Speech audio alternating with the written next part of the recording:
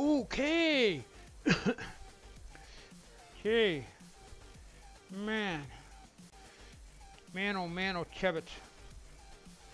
I got this all put up in a hurry, so I hope everything is running, or walking, or barking, or something. Oh, I have no idea what that is. I hope that doesn't become a common thing. I wonder if this is a whole new deal. So I'm not sure. That's not what I wanted.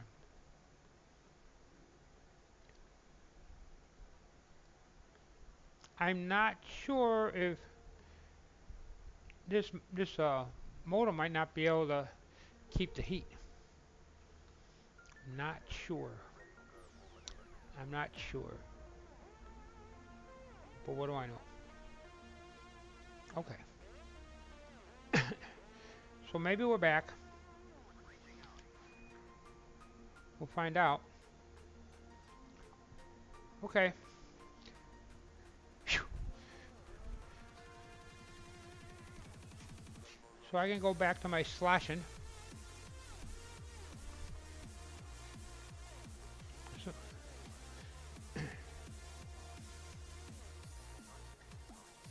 hey, no big deal. What the heck? I just had the internet crash. Whole thing fell apart. You're at work. I mean, or you're doing important stuff. Me, I'm just kind of like playing. I don't know. I don't know what happened. I ended up resetting the router, which this router is like, it seems like I'm firing up a spaceship or something. It takes forever to come back. And then I had to recover a couple of these programs. They don't play well if something crashes. So I got that done.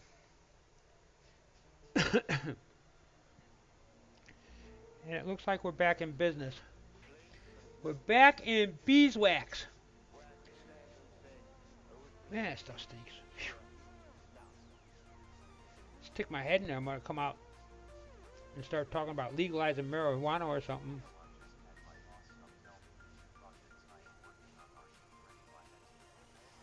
Oh. Oh, great. Oh, great. I love when I do that. Oh, by the way,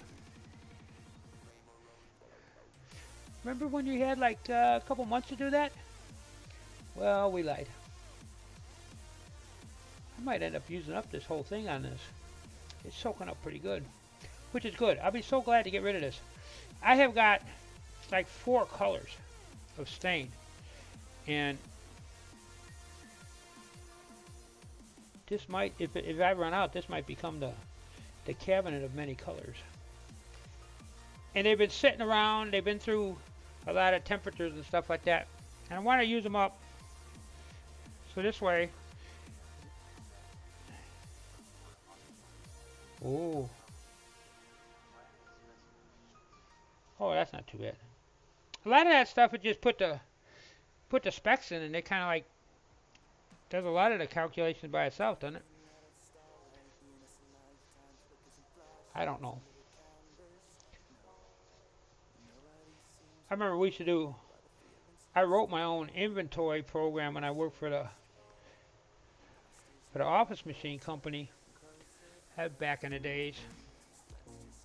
And I had it set up so that I can actually a month or so. Uh-oh. To be done in a week. Great. It's okay to pay OT, huh?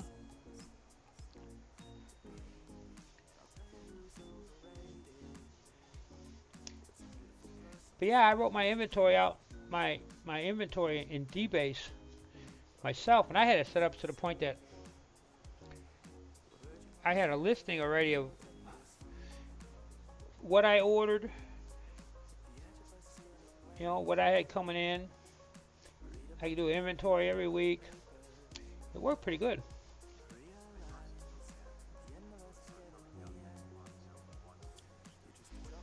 That makes sense. Yeah,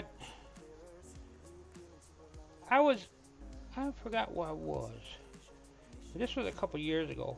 I was looking at the hurricane codes, and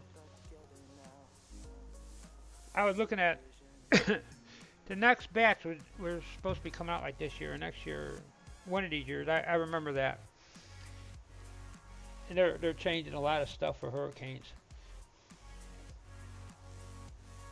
I saw that. I don't know if it's probably across the board. Probably about a lot of electrical stuff too. I remember when BX used to be legal. Now I guess it's just about everywhere it's against the law.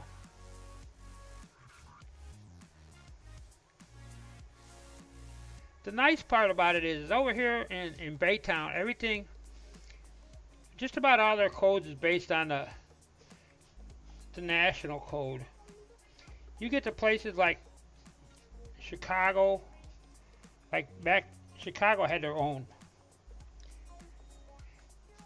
There were a lot of years before they let you use copper, let you use PVC pipe or plastic pipe.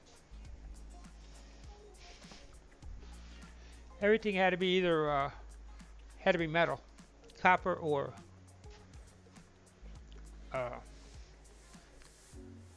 copper or galvanized.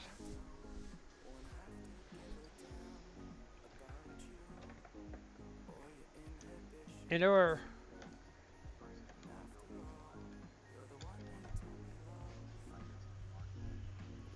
that's good. Yeah. Oh yeah. Yeah, it's like everybody and their brother decides they want to put rules out. Yeah, I can understand that.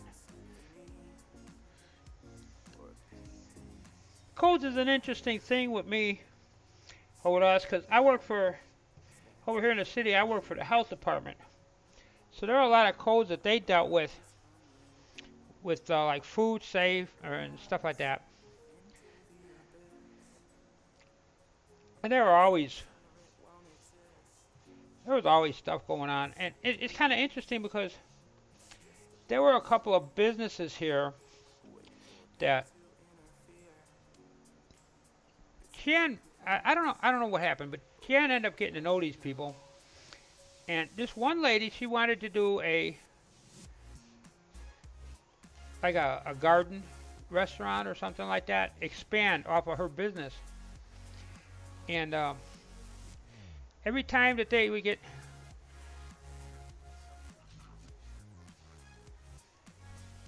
yeah, yeah, and man, I'll tell you, there were so many things, and it's kind of funny because they give you the code book, and they tell you where you can get the code book or something, and then it seems like every time that she would go in to get an inspection, they would nail her for something else. Oh no, you can't open up yet because of this.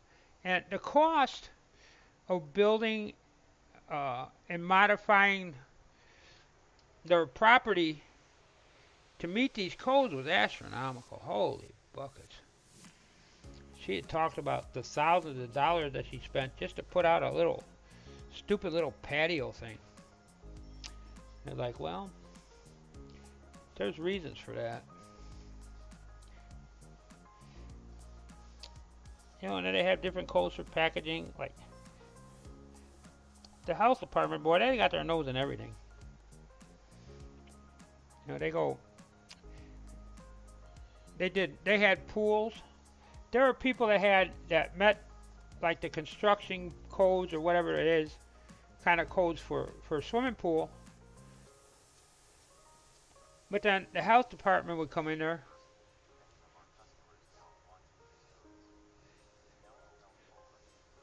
Well, yeah, that's because they don't want to go by codes because it's expensive.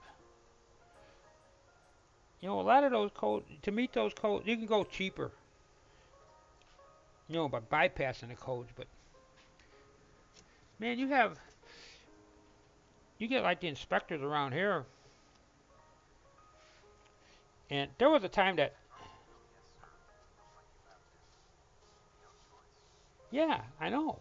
I mean, that guy comes out with a clipboard and he sees that you're not right. You know, and even the like the planning commission or whoever it is that gives you permits and stuff, if they see that your building, your plans don't meet their code, they're not going to give you the permits. Then you got to go back and redraw and play around with it and this, that, and the other. And who are they going to blame? You know, if they're if they're saying it, they should be the ones that absorb the cost. And of course, but that affects the reputation of the of the designer too. You know, that's pretty. They'll turn around and say, "Oh well, you know, they didn't make codes, they didn't do this, they didn't do that." But like, hey, wait a minute, you didn't want them.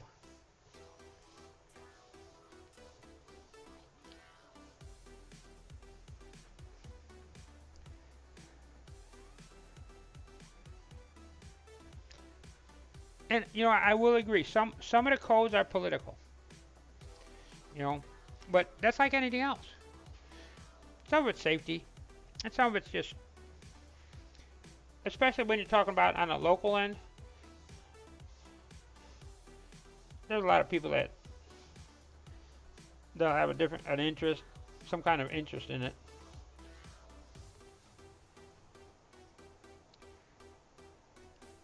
But I don't know. I've been kind of away from it for a while.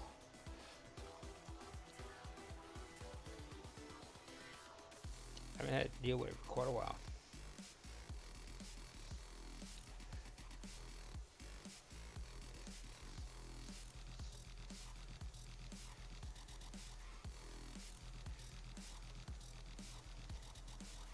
And I and like in local codes and stuff like that, there's also there's also special interest. As an example, for mosquito control and all that, we had set up uh, codes for retention ponds and drainage and stuff like that. That they couldn't. A retention pond had to be, if it was a retention pond, it had to be able to sustain fish and be set up. The plant life had to be maintained in such a way that the fish had access to all parts of that. And then uh, we allowed perk ponds, but they had to be able to perk within 3 days. Well, you know, when you live in like Florida and it rains every day, it's real hard to have something that keeps getting refilled be able to drain in 3 days. It can be done. So we went back and forth on that. And the ones that got hit was actually the maintenance. A lot of HOAs, boy, they got skunked good. Because we'd go in there, and if we were having a breeding problem in a pond, we would actually go back to the paperwork and the design work and see what kind of pond it was. And then in turn, based on what we found out, we would, you know, write them up. Write them up, maybe a bad word. You know, we weren't. I'm not out to. We're out to kill mosquitoes and protect people. We weren't out to get homeowners associations or companies or anything like that. So a lot of the times when we turn around and we give it, you know, we tell them about it, we usually give them a couple verbal warnings, which, you know, kind of didn't mean nothing. And then they would get then we actually start going through the formal stuff.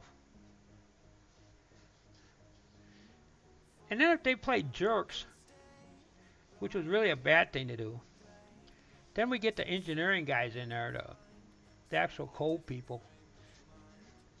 And man, I'll tell you what. You have an HOA or housing and stuff like that, and it's been there for like anything over 10 years.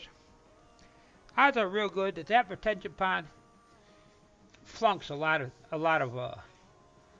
specifications, and they play around. Next thing you know, they're redigging that retention pond. Actually, though, if it's a perk pond, a lot of times they're going through and they're going back to get it recertified as a retention pond. Then it's got to keep water all the time.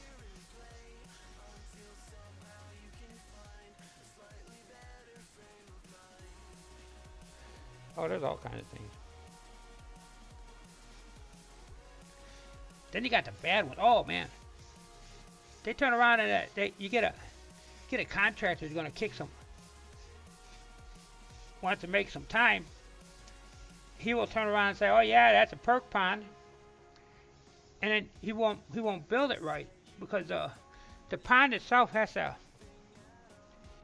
have like so many feet or I think it's so many feet of sand and then gravel and all that stuff in layers so that it'll drain properly. And they don't do that. The next thing you know, they just dig it out and it's under clay. And before long, that perk pond, the contractor and everything, they're gone. Bye, see ya. And that perk pond is not perking.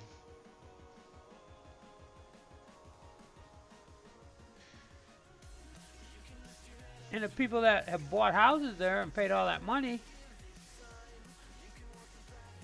I don't know if the builder don't know any better, or if the builder just looks the other way. But I would think that the builder would have to know all that stuff. But the builder's gone. HOA's running on its own. And now they got to deal with redigging out that perk pond. Yeah, making the buck. I know. It's all bottom line.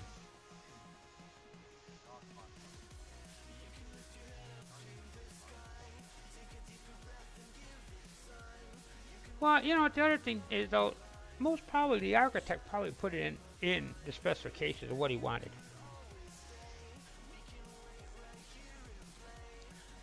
Of course, then again, I don't know, because you figure a lot of these housing developments and stuff like that,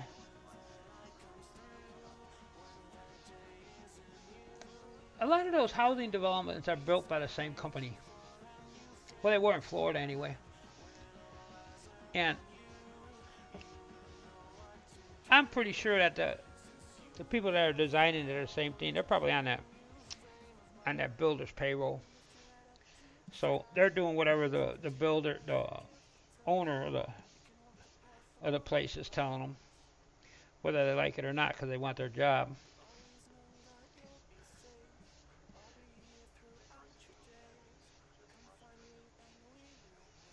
Yeah, yeah. When this was back in I want to say the 90s. I think so. Right at the time that I was selling my house in Florida, they ran into this problem. Uh, I lived in Polk County, which is like one of the counties, whoops, which is kind of like a rural county near Orlando, which is where Disney's at. And a lot of people, and it's been that way for years, they would buy property in Polk County because tax and everything were cheaper, and be able to go run over and visit the rad all the time. Well, all of a sudden there was this big boom.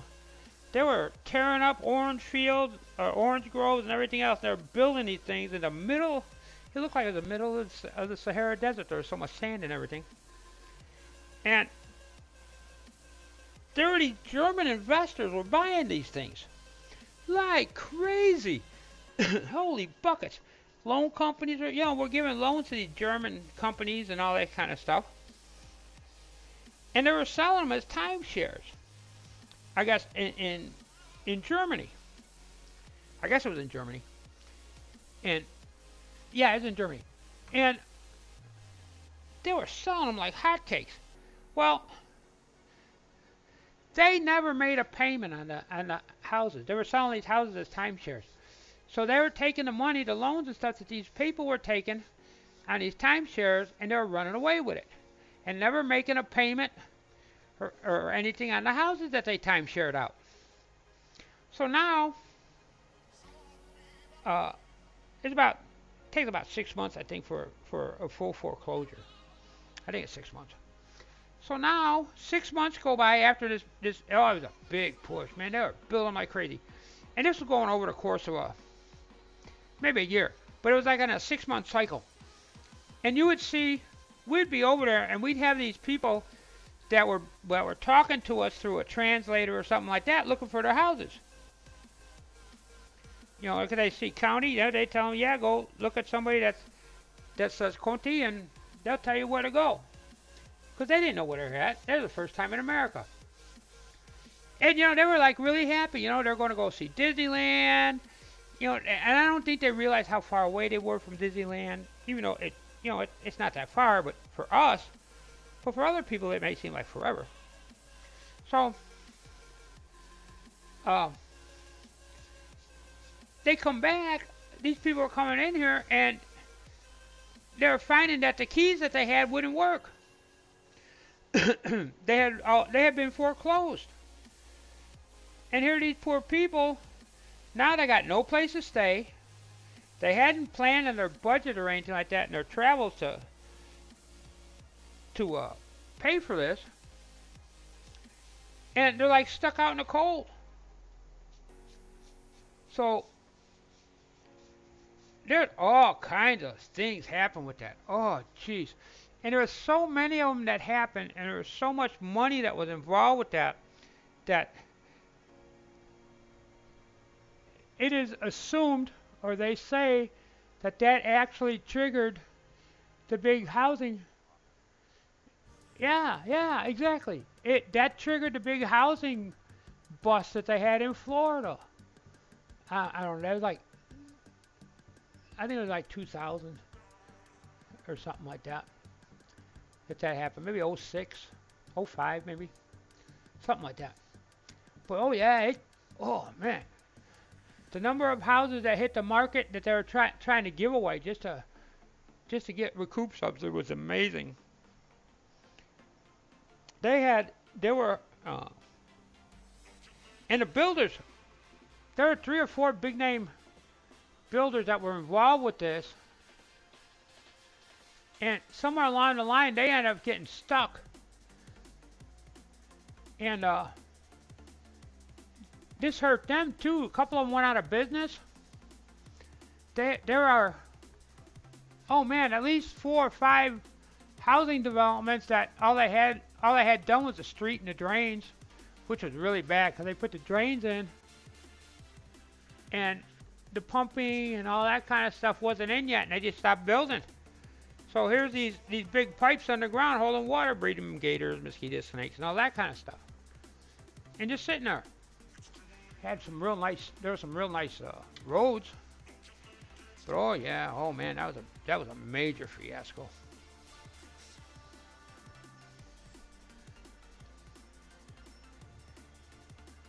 And it always comes back to, I felt so sorry for these people. Because they're like these families, typical families, I don't care what nationality they are. They work hard. And this buying a timeshare in the United States, and even if they had money, it had to be kind of expensive to go from Germany all the way over here to the United States just to travel, let alone then on top of it they're paying on that house. Okay, they're not paying for the full house, but they're paying for 2 or 3 weeks worth, and I bet that wasn't cheap. So yeah, those people got shafted pretty good.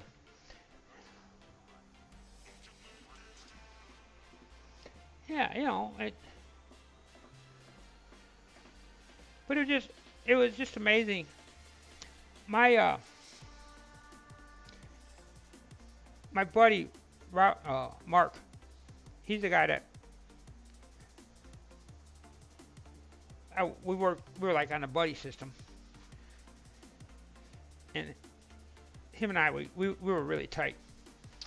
His wife worked for a lawyer who dealt with real estate, and as a matter of fact, his the lawyer that she worked for, the guy was blind, and he was like one of the best lawyers in the state when it came to real estate stuff. He went in there. I was gonna after my first wife died, I went from having a whole lot of money to almost losing my house.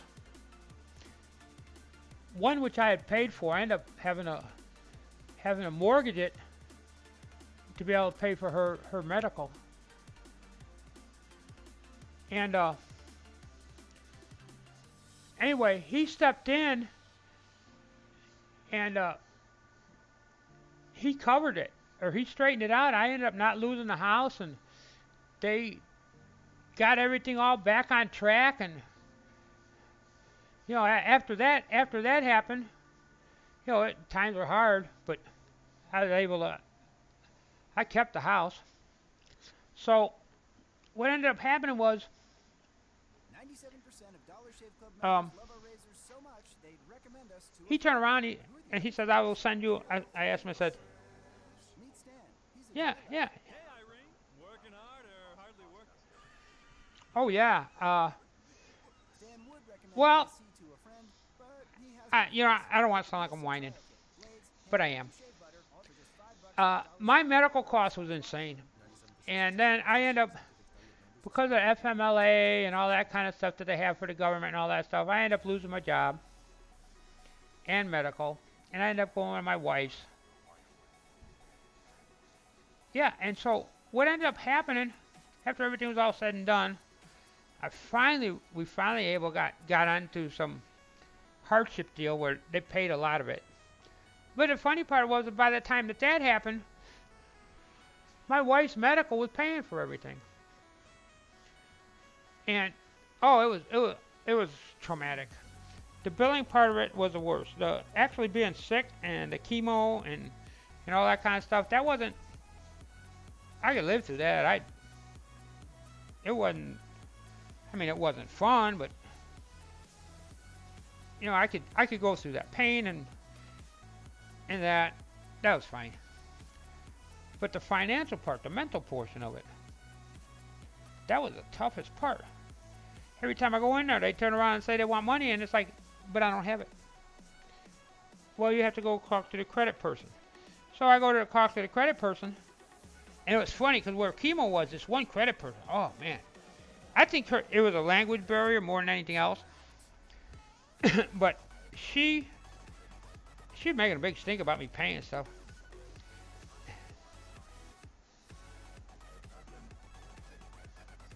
I agree. I fully agree. But she went in there and everything like that. And one day I told her, I said, so if I don't pay this, then I can't see the doctor.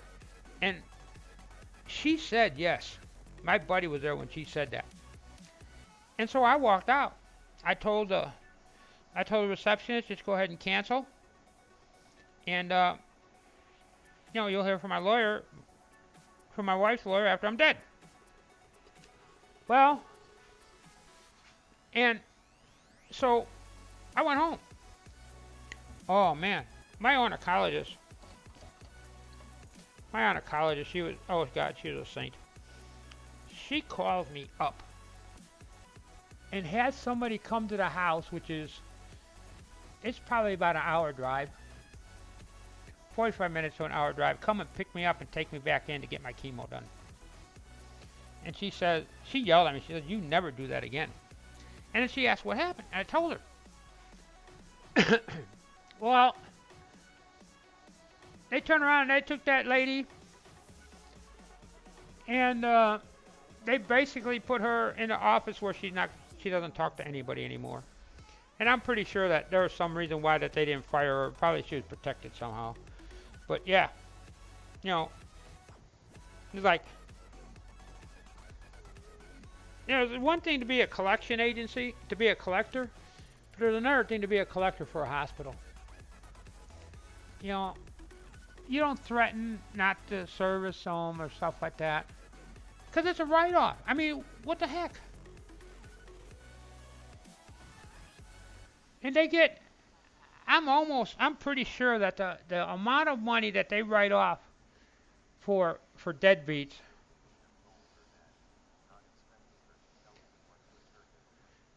that could be, you know, and I don't know. All I know is that she ended up not dealing with the public anymore. And I'm pretty sure she probably got a good butt reaming too. And when I was going in there, was it every week or every 2 weeks? I think I was going in there every 2 weeks, and I would see her, and boy, she avoided me like the plague. So they must turn around. Don't you get near that boy.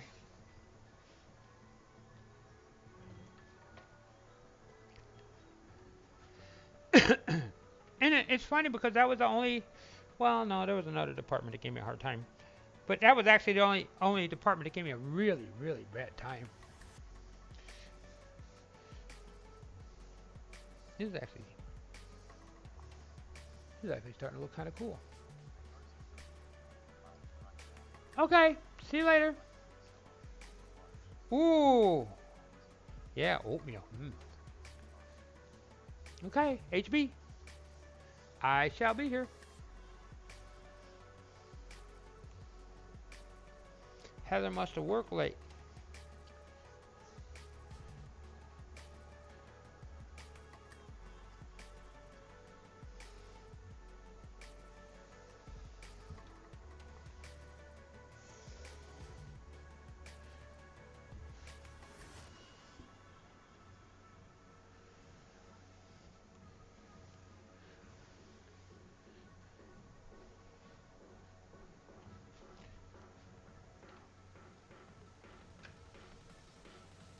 By Jove, I think I've got this, except for the top.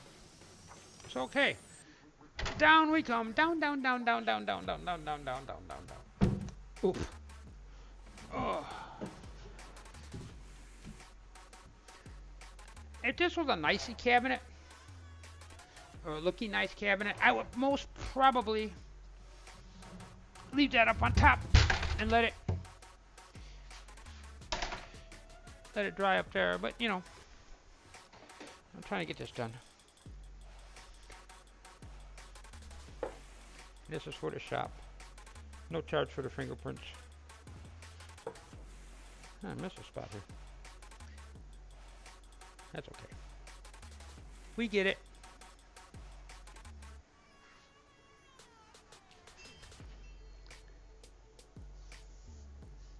Couple spots there too.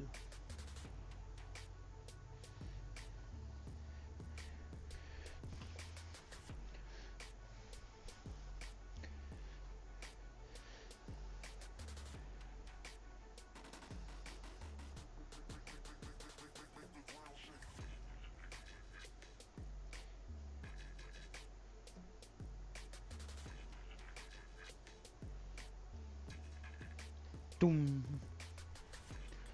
Dum dum dum dum dum dum dum. Wow, I made a pretty big dent in this can.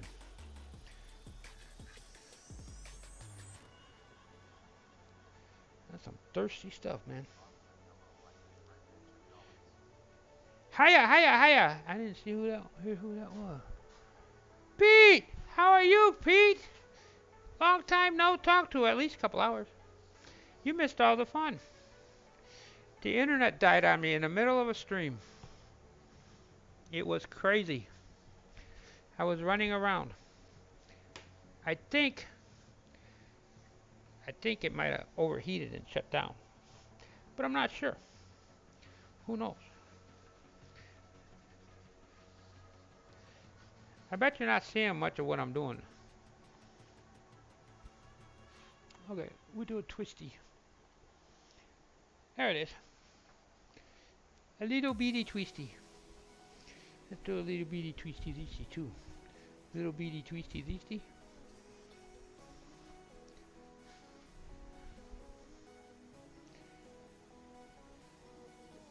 Okay. So how's it going, Pete?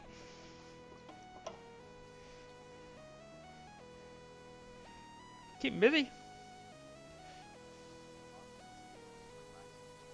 Cool. Good. It's always good to relax. Relaxing is as important as, working and all that kind of stuff. Schooling.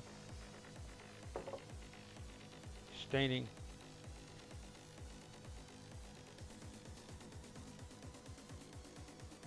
Troublemaking. Which I'm good at. That tires me out a lot. I have to relax a lot after I make trouble. That's good. Cool. Welcome back. Welcome back. Da ya di da da. Di da da di da.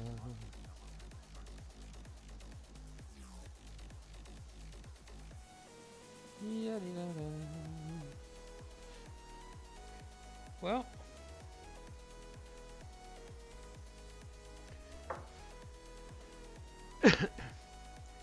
Do do do do do.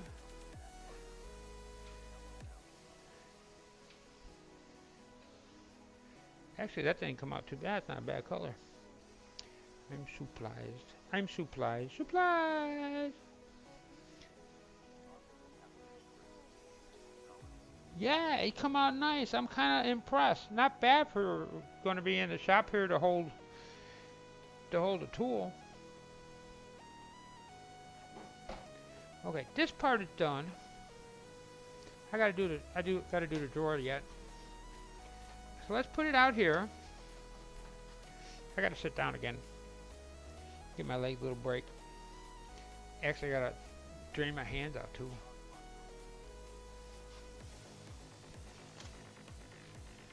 I want to sit back and admire that. Look at the coloring. God, that coloring is fantastic.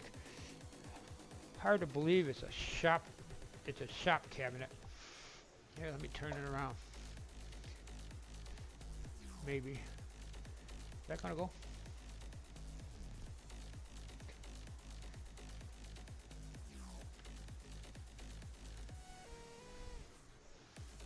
It will if I figure out which way I gotta go with it. There it is. I'm gonna go back a little bit. Wow! Holy buckets! Yeah! I'm impressed. You guys can't see it, and I doubt if you'll be able to see it on a close-up. But over here, this is all spalted pine. And you can see all the differences in the coloring of it. It almost looks like it's camouflage kind of look. Whew. But man, that stuff stink. I'd open up the garage, the big door, and get the air flowing a little bit more, but I'm afraid that's going to also bring the heat in. Because it is muggy out there, boy. Woo-wee. Oh. Good morning. How are you? You missed all the fun. We'll start the first of the many stories. The internet crash right in the middle of stream. I had to go and reset the router. I don't know what caused that. And that kind of stinks because it ran straight through from the time the guy set it up until today.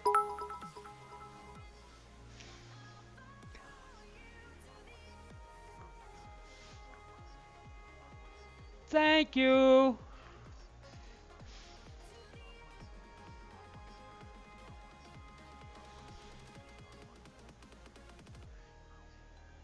Thank you.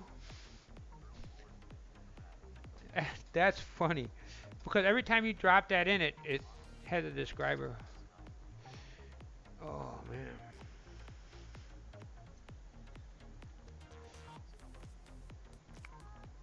So that's a cabinet after I stained it. Now the stain's got to dry. I'll be able to put the motor on it, put everything on it probably tomorrow. I don't know if I'm going to spring. I'd like to get a few streams in this week. Try to play catch up, even though I know I'm not behind. But I'd like to. Oh man, thank you.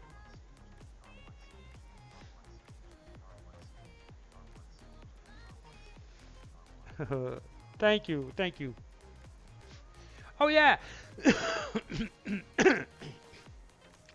If you're playing the bits thing, thank you. I really appreciate it. It's great. I put that up for all of us for our entertainment because I think it's great. I love watching them little things fall and hearing it in my earball. I don't care if it's worth money or not. If it was free, if it was a deal that it was free and I didn't get nothing more, I don't care. I'd have it anyway. But if you do it in singles and let them drop because it's so fun to watch. I'm easily amused. And even though you can't see it, I am looking at the screen. Oh, man. Oh, wow. Thank you, Heather.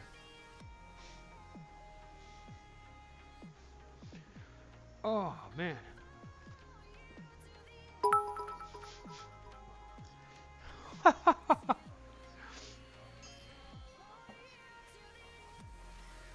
Oh, wow.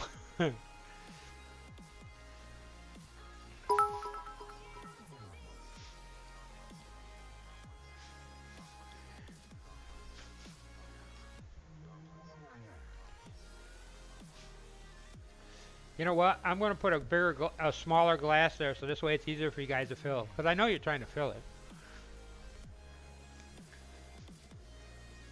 It was almost full last time, and for some reason it didn't empty it, but it like lost half of it. So I don't know. So we get some stain on this. Hopefully I have enough. And then we'll be ready for story time. Heather's here, so should be looking for it. This will be good. There's a lot of them today. Oh man. Oh, the big one I'll talk about now. So here we were having a good time. I was sitting there going along and everything, and wasn't dropping frames or anything. Nothing. That's called cherry. Okay, Kevin, for the grand prize of $1 million. What color is the White House? Thank you. It is Minwax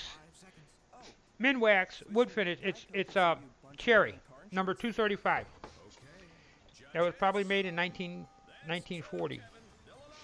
Actually, no, I bought it last year. Really?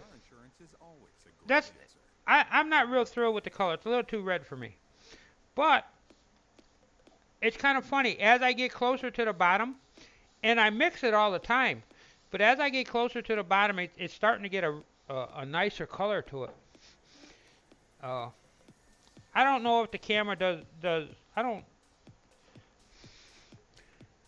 Yeah, the camera's pretty close to what the color is on it, and it's coming out a lot better than it did when I first used it.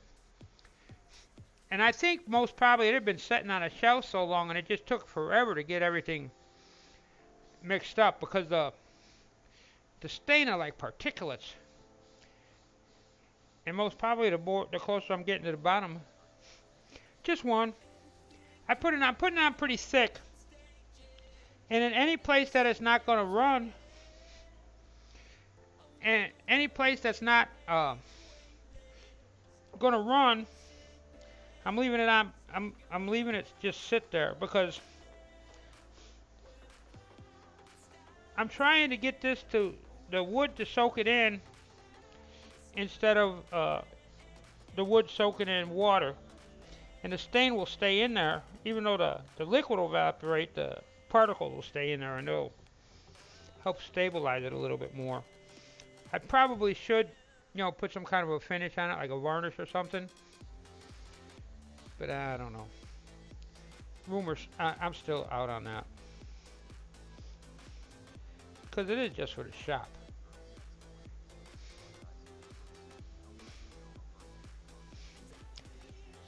Sometimes. It depends.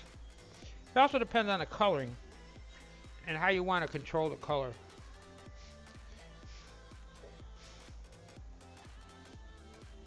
Because like real dark ones, if you slap it on and zip it off real fast, you don't get the penetration, but it won't be as dark a color.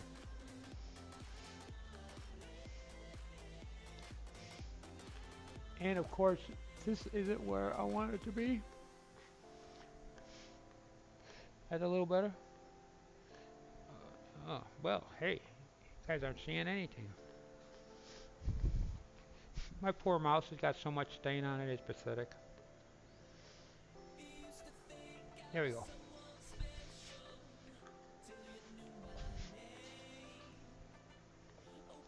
See, it's on there pretty dark.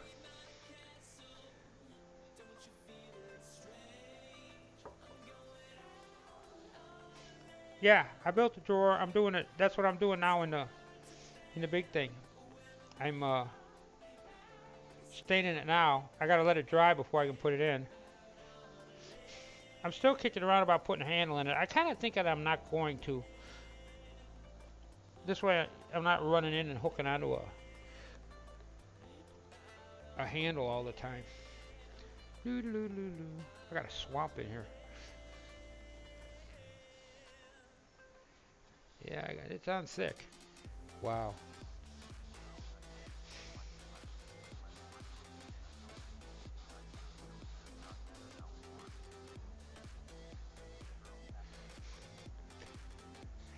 Hey, how about everything you make it nice? Well, wake up, take your time. I'm guaranteeing the story that I got will probably put you to sleep. Not really. The first one was we're sitting here and we're having a good time, man. We're shooting the bull. Yak was here. He was talking about he's hoping he's supposed to be getting a new computer today. He got his internet fixed and all this kind of stuff, and he's a happy camper. And I was talking about, yeah, I got my internet together and straightened out and working. Thank you. And the next thing you know, Kraft comes up and says, hey, where'd you go? And I look, and I'm offline. I look down, and I have no internet. And I'm like, oh, jeez, I got no internet. So I'm running around like a chicken with his head cut off, trying to figure out what's going on. And one of the other things was today I ran my cable into from the kiosk here into the shop and or into the house.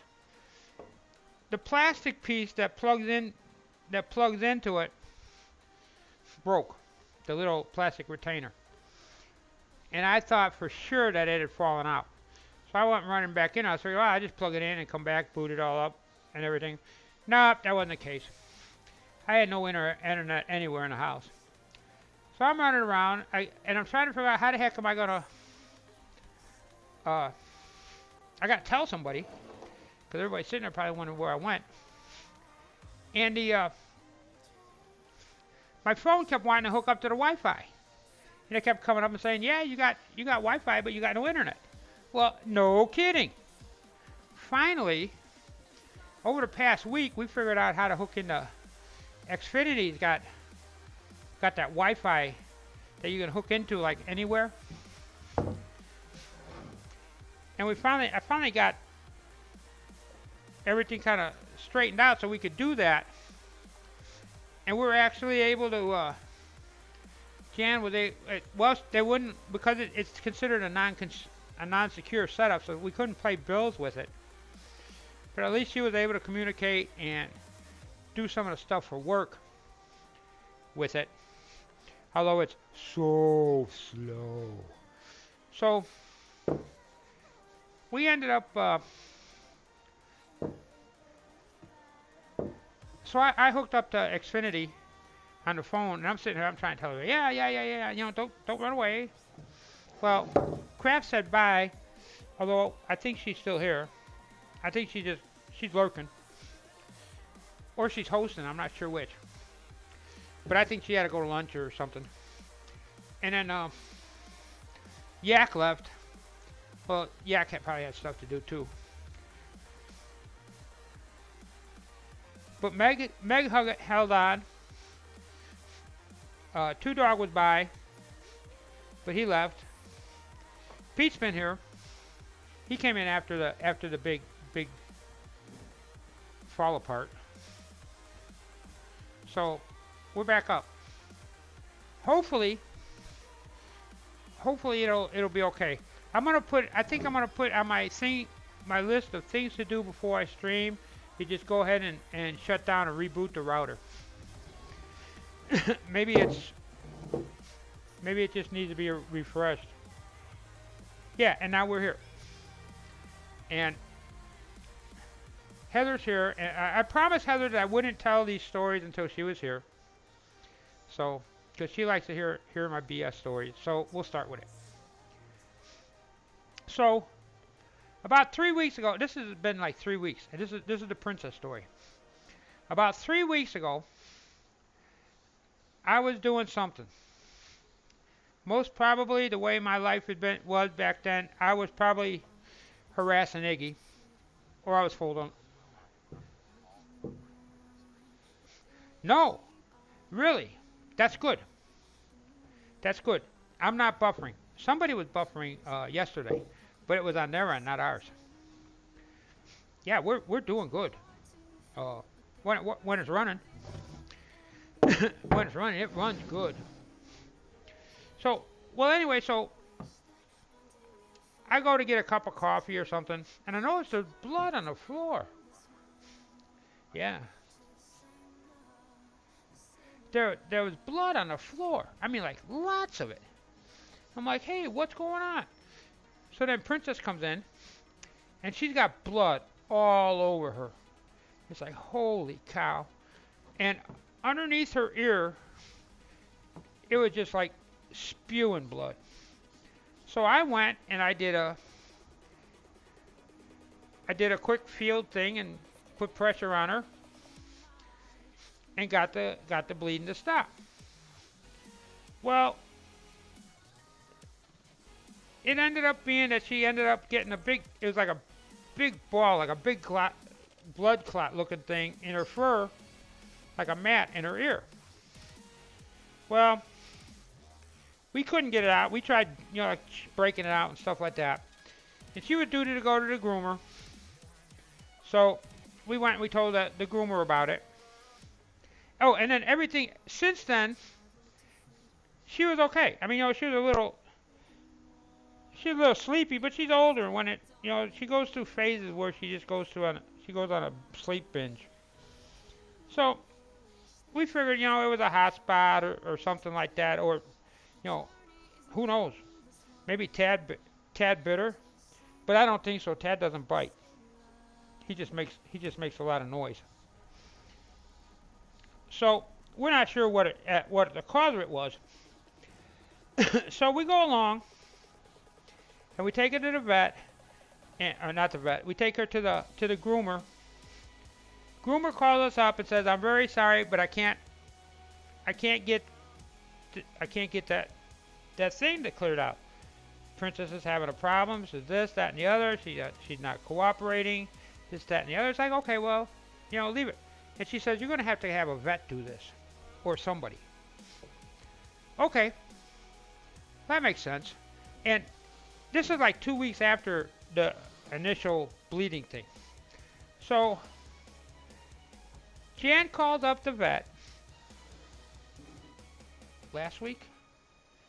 Yeah, I think it was last week. So last week, Jan called up the vet. Oops. And the receptionist goes, "Oh, if it's a clot, or if it's a," she told the vet that it wasn't a clot. She told the vet that it was a matted hair. And so the receptionist goes, "Well, if it's matted hair, then you're going to have to do it." And I don't think that the receptionist understood. And Jan tries to stay. There are times if you say, and it's she's going to shoot me if I say this. She goes, "No, I'm not." But she tries to downplay a lot of stuff, or I do too, for her, because I don't want her to panic. And I think she kind of downplayed this a little bit to try to stay calm, because Princess has been around with us for a long time, and man, she was a basket case when she had to have that hysterectomy. So anyway, it's okay. Wow, the grain came out nice on this. Holy cow. So then we've been working on it. We've been putting like a Vaseline kind of stuff for dogs on there and all that stuff, and kind of soften it up a little bit. And we were trimming it a little bit at a time, a little bit here, a little bit there. And we were doing it with first I did it with a pocket knife. And I kind of was shaving it. And then, Friday, since there was no internet, we decided that we're going to go ahead or Jan decided that we're going to go ahead and take care of Princess's problem. Well, there it is. I don't know how good you can see that. Jan decided that we're going to go look, fix Princess's problem. And so we got a set of shavers, because there are times that you got when you have dogs, there are times you got it. Yeah. I gotta hurry up and put that tool on it, so this way I got it claimed. Kind of like the kid that licks everything. But so we took the shaver to it, and we were doing pretty good. And all of a sudden it starts bleeding. I mean bleeding. And so right then and there I said, there's something more to this than just a clot or just a sore, because it's been 2 weeks, it hasn't healed, and it's bleeding like this. So okay, so we took her in Saturday morning. We took her in to the vet, and the receptionist that told her this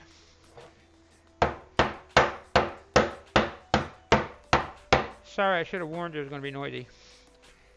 They ran us through right away. That receptionist knew who it was. And I think she was feeling a little guilty, because we had stopped the bleeding. Yeah, I used pressure, direct pressure. We got the bleeding to stop, but she wouldn't let us clean her up or nothing. So she looked like she'd been beat up, like through a war. And Jan's going, "Oh God, I hope they don't think we're abusing this dog." I told her, I said, with the fat rolls that dog got on it, they know better. So I gotta let it dry, and then we'll put it together after it dries. So, okay, let me sit down, take a break. and I'll keep babbling. So okay, so we go to the vet. Vet walks in there. Oh yeah, and she got that festering smell to her. Oh, really bad, reek bad. So the vet comes in, looks at her, says, well, she goes, I got a couple ideas. She goes, let's go ahead and cut this off.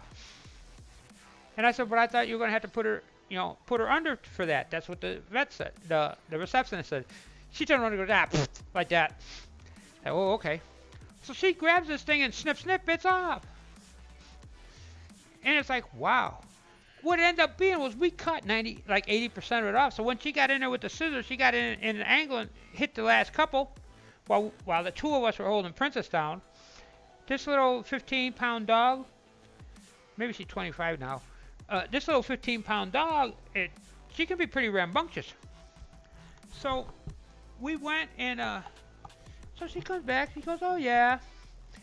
She had some kind of name for the cyst. It's some kind of cyst. She says, I'm very sure that it's not. It's got to come out, and it's not. If it would be in another place, I would have said just leave it. She said, but it's in this particular where it's at because she scratches behind her ears and everything like that. It'll just keep raising and busting like this, and it'll be an ongoing problem. And she goes, it's not cancerous. Although if you want us to test it just to be sure, she says you could. She said, but I'm familiar with this kind of stuff, and it's like, yeah, she sees this all the time. So right away, Dan goes, well, what would cause that? Is it bug bite? Is it this? Is it that? And she goes, it's genetics. She says it's a genetically present thing in a lot of breeds, and Lhasa Alpos are susceptible for that. And I was like, oh, okay. So she gave her. This is so funny. She gives us a choice. She goes, we could give her antibiotic pills, or for $10 more, she will give an antibiotic shot that's good for 2 weeks. It's like, you know what? I am not going to play with trying to give this dog pills. Although she takes pills pretty good. So she got the shot. Boy, that knocked her out. I mean, she was like nothing until Jan got on stream, and that woke her up, and she was a barking fool. So anyway, okay, that goes on, and so now we're waiting for the antibiotics and everything to go through it, and in 2 weeks' time, they're going to go in, they're going to cut it out and remove it, and then that'll be the end of that deal. And so, like, because she went to the vet, of course, she expected to be pampered and coddled and all that stuff until she got her belly full of treats and passed out. But she's good. She's doing okay. There's a lot of people that were asking about her. She's a character. Unlike Tad, he runs and hides or everything. He's very much a chicken, which makes him a great guard dog. Because he'll bark like crazy as long as that door is closed. The minute that door opens, like, okay, it's your job. I'm out of here. So that's that one. Whew. Let me take a drink. I almost said that story in one breath.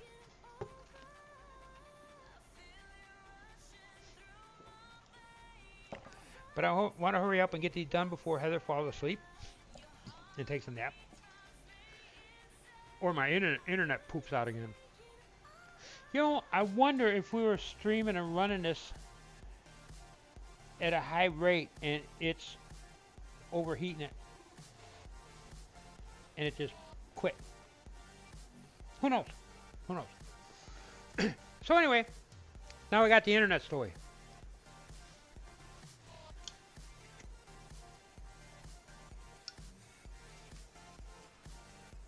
Did I stream Friday? Yeah, I had a stream on Friday, and we had a lot of problems and everything like that, but it worked. So, Jan wanted to stream. She wanted to do some jewelry and stuff like that.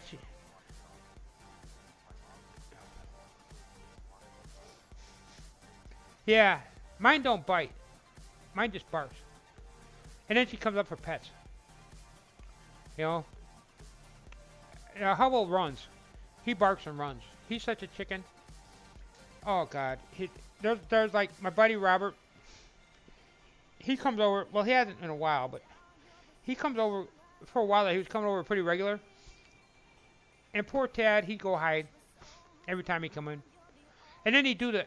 It's so funny. The way our house is set up, the dining room and the kitchen are divided by a solid wall, and then it's like front room, family room, whatever. It is got a like a half wall, countertop kind of thing. So what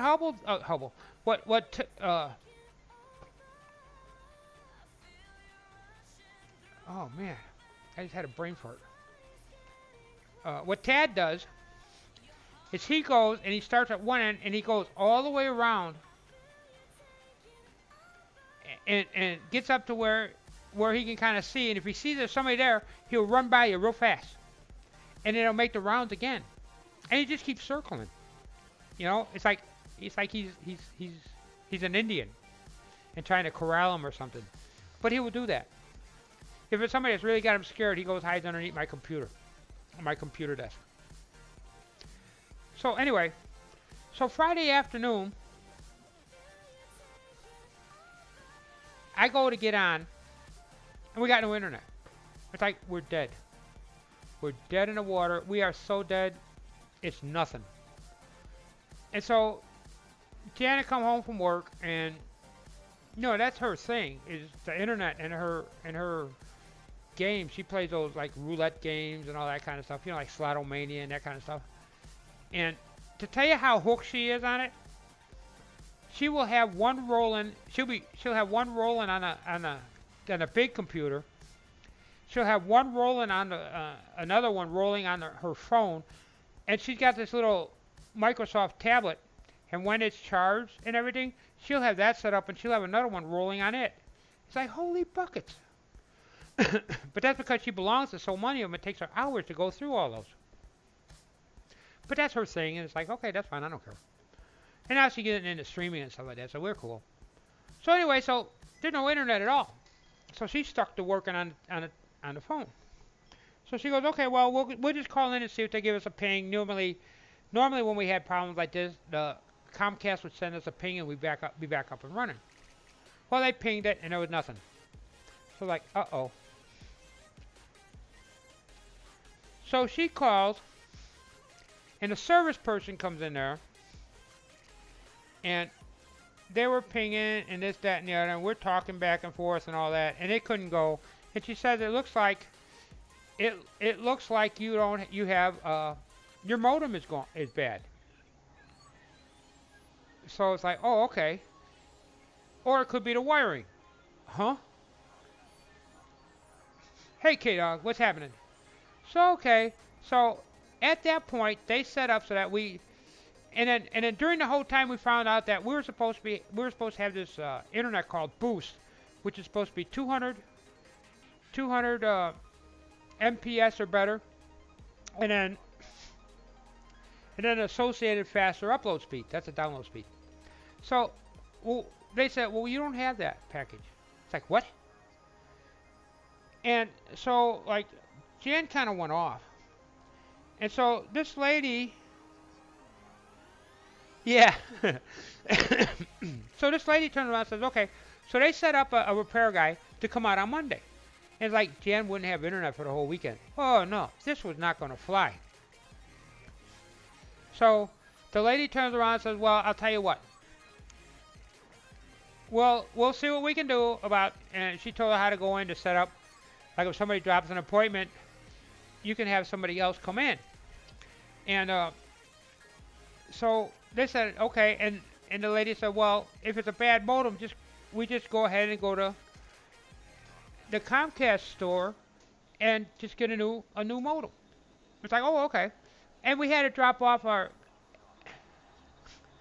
after everything was all said and done, we got rid of all of the TV and all that other crap that they were trying to get us to sell, and all we got now is internet, just internet. That's all we wanted to begin with anyway, because I don't watch TV. If I'm gonna watch TV, I do it off the internet. Duh. You know, I mean, Netflix is my friend when I'm sick, and there's nothing streaming. So anyway, it's okay. So we get up, and Saturday we went to the vet. We come back home from the vet. We turn around, we go to Comcast. Go over there, drop all the stuff off. Everything's all nice and cool and happy. They give us a new modem. Well, this had been happening for a while, and it got to the point that Jan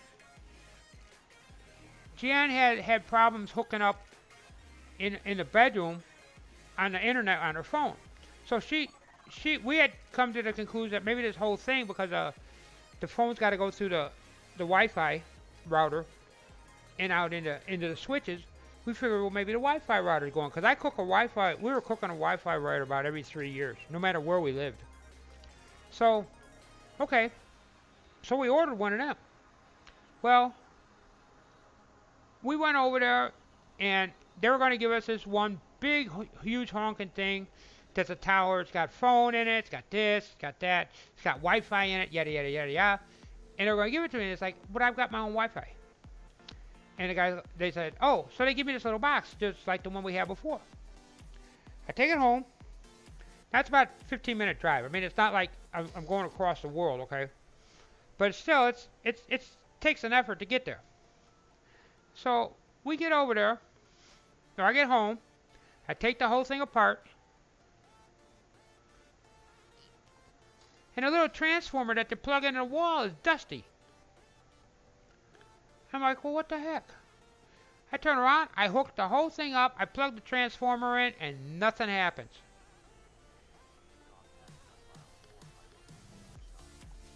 Yeah, if you're far away, this is kind of a hassle. But we're not, well, you know what though, in Texas, right down the road will be a 3-hour drive. I mean, everything is so spread out over here that hop, skip, and a jump is, 30 miles. I mean, the closest Bass Pro Shop is probably an hour and a half, and it's like, oh yeah, that's close. That's nothing. So, and it's at least sometimes it's scenic because we're along the coast, Anyway, so it's okay. So I got this thing. So this ain't dead. And I said, it don't work. It's dead. And I put a meter to it, and there's no voltage coming out of it. And Jan looks at me and goes, are you sure? Yeah. So she goes, well, let's try a different plug. But everything else that's plugged into that same strip, because all the power to all the computer-related stuff, or internet-related stuff, is all in one strip. That's all working. So I went over there, plugged in, and they're like, see? Okay. So we pack everything all up, we go back up there. So now we're sitting there and we're thinking, I'm starting to think it's like, well, maybe all those flat modems are screwed up, because all they're doing is repackaging them. So I told Jan, I said, well, let's go ahead and see what we can do with the big tower. Because the first time they had, when they came out with UVerse, they came out with this tower thing, and it was a different tower. It had different lights on it. We couldn't get it to hook up to save our soul. It just didn't want to hook up. And so I was sitting there going, well, we might have to go back for another flat one. I said, well, we'll try it and see. So here now I have a brand new modem, or a brand new router sitting over here, or a Wi-Fi router, and I can't use it. So anyway, so we bring this thing in, we hook it up, and it takes like hours. I'm talking hours, like 3 hours or something like that, for the thing to go through all its initialization, and it's going up, going down, backwards and forwards, lights are flashing back and forth, this, that, and the other.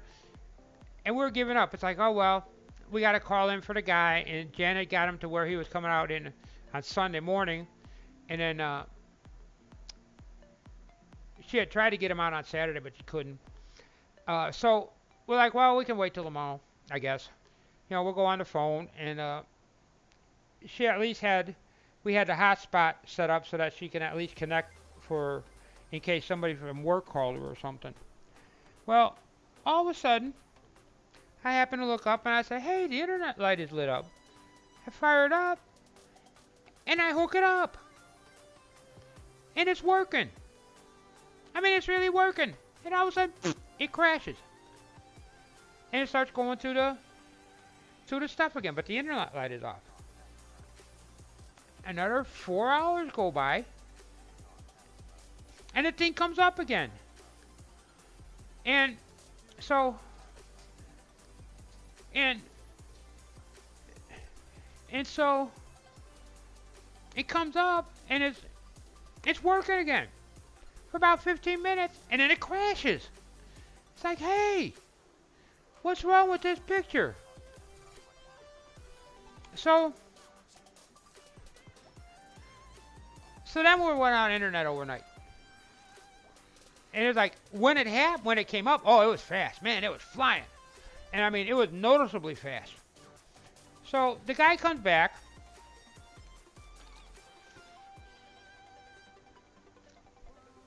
Comes in, real nice guy, soft-spoken, everything like that. Goes over, hooks his machine up, and he says, yeah, you got a problem with the wiring. Oh, yeah? Yeah. So then he goes, I want to go check outside and see if it's inside wiring. Well, I'm thinking, oh, inside wiring, you're going to have to run new wiring. It's going to cost me thousands, you know, because they charge for that inside stuff. So he went out, he hooked it up to the outside, and he goes, I kind of walked over there. I was just over there to show him where they're hooking my cable up to the back of some guy's house. They, instead of putting it on a pole or something like that, they got a hub on the back of this guy's house, and they don't have internet. They got the lady's like 90-something years old, and she just quit paying internet, she just quit paying cable, and so they don't have cable going into the house.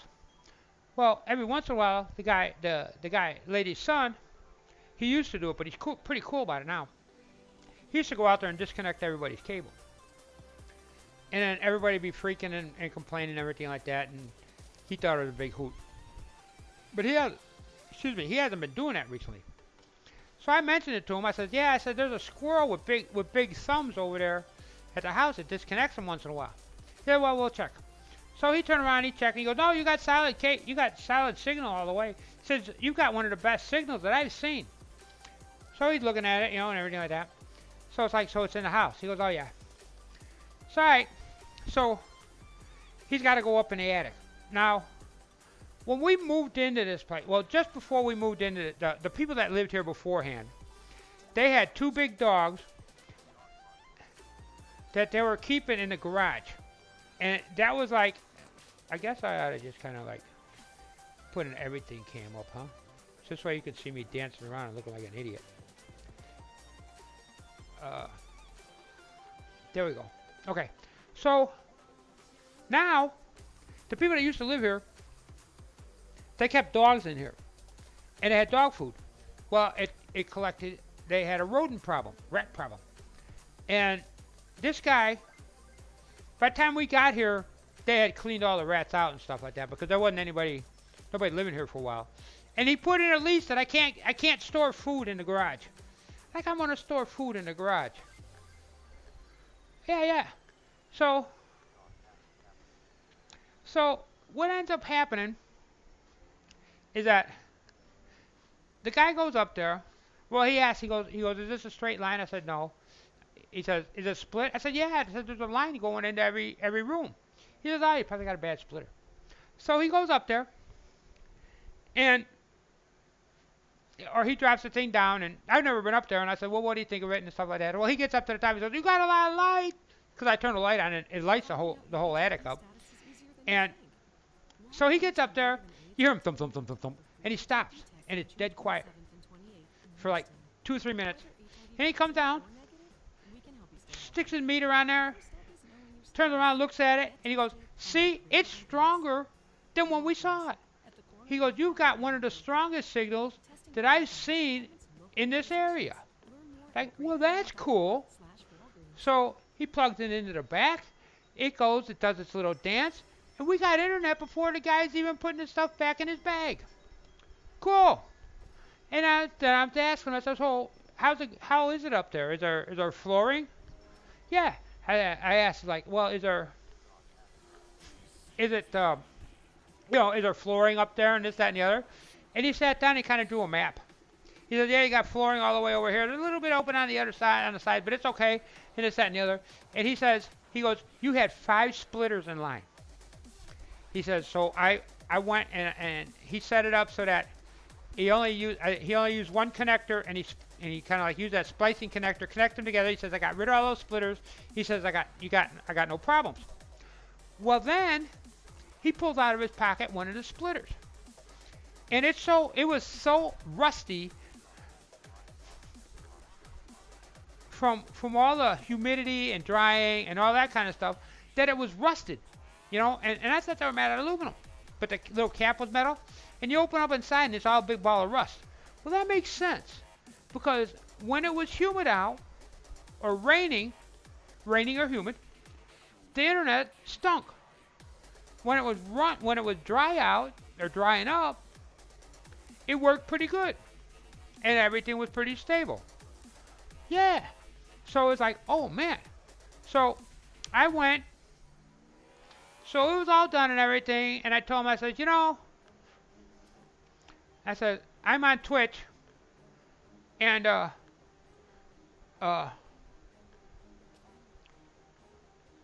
I'm going to mention your name on Twitch about what a great technician you were, and how Comcast actually did us well for a change. He says, oh, okay. I said, you got a card? He said, no, I don't have a card. He said, but that's okay. My name's Larry. So it's like, we got our cable fixed by Larry the Cable Guy. And he said he's going to stop by if he gets a chance. So he says he doesn't know for sure, but he's going to try to stop by. But it was like old home week. I mean, I'm real friendly to him. You want a cup of coffee? You want this? You want that? Yeah. It's like, yeah. So it's like, we're running around telling everybody, yeah, we got fixed by Larry the Cable Guy. And here's another funny part. I should have said that earlier, but I kind of skipped over it. So they go from the technical people, they had to send us over to salespeople to get all this straightened out. Turned around and found out that we were paying for two modems when we only had one. They straightened that out. And then, of course, the box they took that off our bill because we took all that stuff back for all the other stuff. But the guy that answered the phone, he turned around, and we were talking about, Jan was talking, and we're talking about the fact that they don't. We were supposed to have the real fast internet, and it's not, and all that. And we paid for it, and it's really hard for this, that, and the other. And it's really hard for us because we stream Twitch. And this guy comes out, really? He says, nah, they ain't gonna do squat. They didn't charge us for the high speed. They never put it on our bill. So it's like a wash. But on the thing with the extra piece, we have had that thing on our bill for, we've been married 10 years. We've been here about 6, 7, 8 years maybe. Yeah, about 8 years. In Baytown. See you later, K-Dog. I'm glad you stayed for the story. It's a good one. See you later.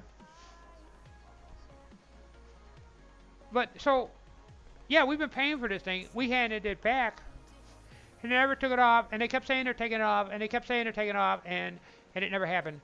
But the guy came back. And he said, but they didn't take it off our bill or take it off our thing, but it's on a do not bill.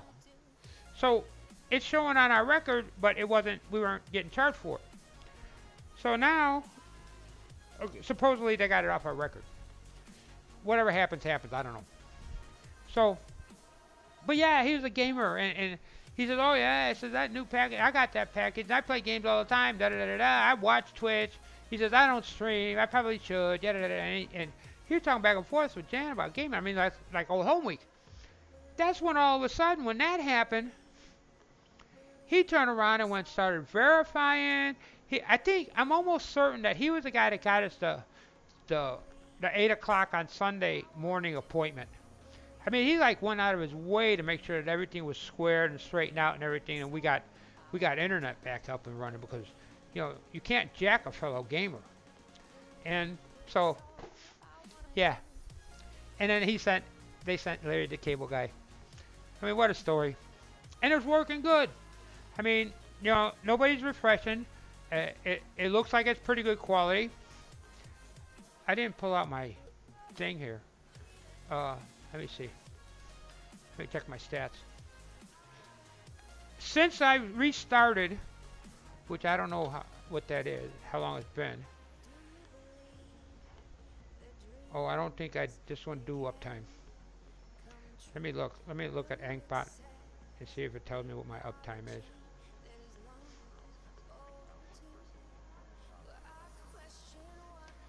Yeah. You know what though? I think a lot of the times the people Comcast is funny. Their system is really weird. I got commands over here, but it's not telling me nothing. Extra quotes, giveaway currency, but let's see. No, that's that. No, I think there's a way to do it. You got to put the thing in. I don't know. Well, wait a minute. This should tell me. Oh, but wait, there's more. Let me see. Oops.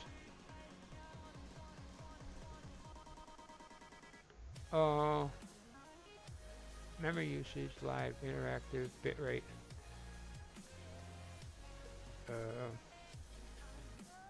I can tell you what my megabyte time is. Oh, wait a minute. Okay, so we've been live. Okay, I don't even have to open this up. It's right on the bottom of OBS. I've been live for 1 hour and 27 minutes since the thing crashed. And I got zero drops, no nothing. Everything. I think it dropped one.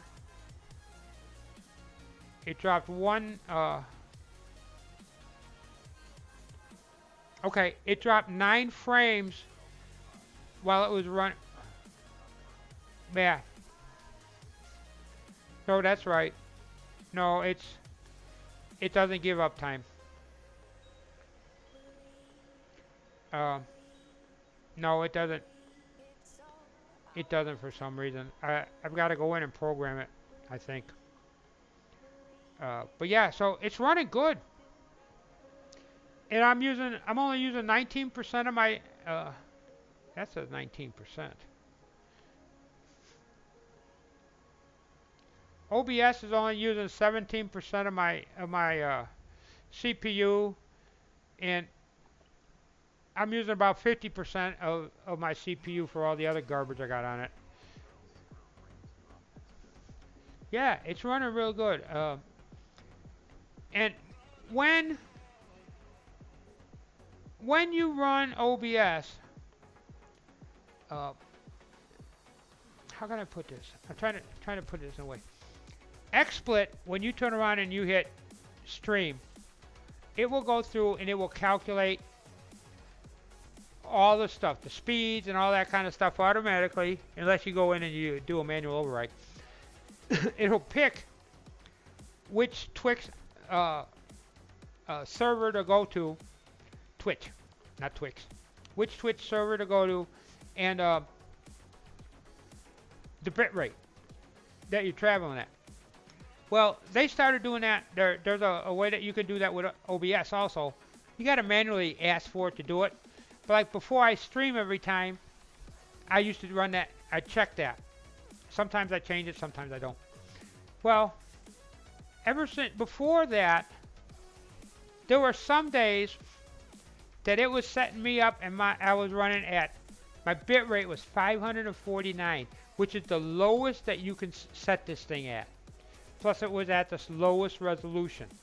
There were other times that you go in there and it was set up and it would come up and it would run at about 1,000 The bit rate would be about 1,000, and it would let me run my 1080, my 720p, because I'm running at 720p. And well, now when I do it, it clicks in and it goes to 6,000. 6,000 is a maximum setting that you can put on this thing for a bit rate, and it does a 1080p. I mean a 720p. For some reason, I'm doing something and it's throttling it, so I can't set anything. I can't set my cameras above 720. And it's something that I got over here in OBS done, and I haven't figured out what it is yet. Once I do, I'll probably set it up for 1080p, but I still think I'm going to transmit at 720 because there's more people that have 720p monitors and stuff like that, or 1080p. A lot of people have too, but it's a nice. It's still high. It's high definition, but it's a lot more compact, and so it'll stream a little bit better, and I think there's a lot more people that can watch the 720p high definition and not have problems. Because I want everybody to have an enjoyable thing. So yeah, so it's been running fine. So last night, Saturday night, somebody, a couple people were having problems with it. It was giving a constant refresh, and whatever in a refresh and everything. And I'm checking, we're running, we're doing this, that, and the other. And when Jen is streaming, I watch Twitch, and it's really weird because she'll sit there. There's a delay, and I found out depending on how busy Twitch is, more than anything else, is the length of delay. And I'll be watching, and she'll be talking, and I kind of barely hear it because I have headphones on. And then all of a sudden, what she said will come on. And sometimes I get a little hurry, and I'll tell her to switch cameras or something like that, because I'm listening to what she's saying and looking at the screen, and what she's saying and the camera doesn't jive. And all of a sudden, boop, she had already done the change on it, and she comes back, and I get that look like, what are you talking about? But I'm trying, because there are a lot of times she gets going, and she's like me. You get going, you start doing stuff and everything, you move from one to the other, and you realize that you haven't swapped cameras. So, we kind of watch out for that. And I say hi to people and stuff like that. And, a lot of times, especially with the beating, well, it's like that here too. You get so involved with what's going on that, you kind of forget to look up at chat. Especially she's got a small group, one or two, sometimes 3 or 4, kind of like here, which I think is great. We can sit there, we can talk, we can listen to the music. If we want to be quiet, we can. And we're just having a nice togetherness thing. Boy, does that sound like a flower child thing. But you know what I mean. So anyway, why is that red?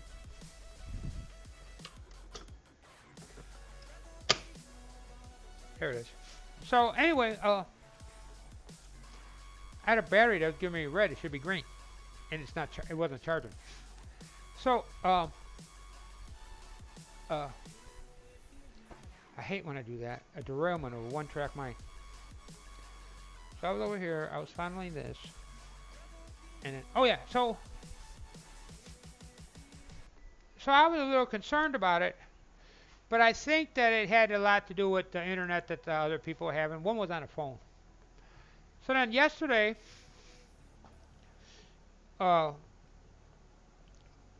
blue-eyed girl, blue-eyed, whatever it is, her name is, blue-eyed blonde. I can't remember her name now. But she was on it, and she was saying the same thing. Oh, she's refreshing a lot. It's refreshing. It's doing this, doing that. It's like, really? So I turned around. I brought up. I was watching. And it's like, well, it's fine here. We're not dropping any frames. The whole time that she streamed last night and Friday, all of them put together, probably maybe 10, 15 frames were dropped. And that's like nothing. And that's on my number, so it could have been that when I was receiving it, I was dropping the frames. I don't know. But anyway, so she had talked about it. When she got back on her computer, her big computer, and everything was fine. And that got me thinking. Maybe the 6,000 bit rate might not be a good idea. Maybe I should drop it down a little bit. Because Iggy runs a 6,000. And back when we had the internet problem, when the internet was running slow and everything, I used to go through refreshes a lot. It would refresh and then it would recover. And I'm pretty sure that the problem was the fact that my internet wasn't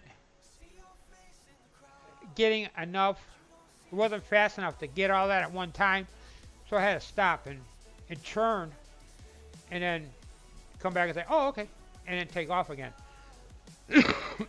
So I got the feeling that if I lower it, maybe drop it down to like maybe 3,000 or 4,000, or maybe even just 5,000, that with a little bit lower bit rate, it'll be a little bit easier for everybody and we won't have the refreshes. But here's the thing. This thing says I cannot set this to run faster than 6,000. I mean, like manually. But yet now, I just looked at it. I look at it again.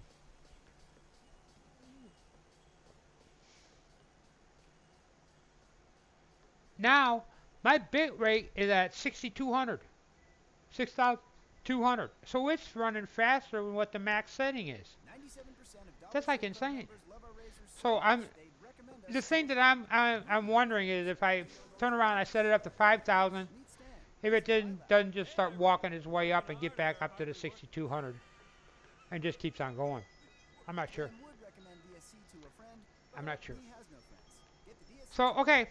That's it. I'm done. That's all the stories. I run out of them. At least the recent ones. I can't think of any other long-term ones. Oh, you missed the story about the big Florida house crash. But you're going to have to watch the VOD, or don't worry, it'll come up in conversation again. It always does. And otherwise,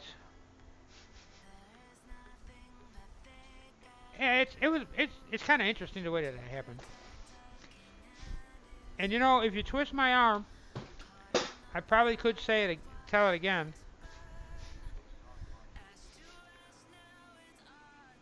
Although Meg probably wouldn't appreciate it. She's heard that thing like probably millions of times already. Yeah, let me sit down again. I need to get a little guy to stand over here in my place. A gym bot. Hey. Oh man.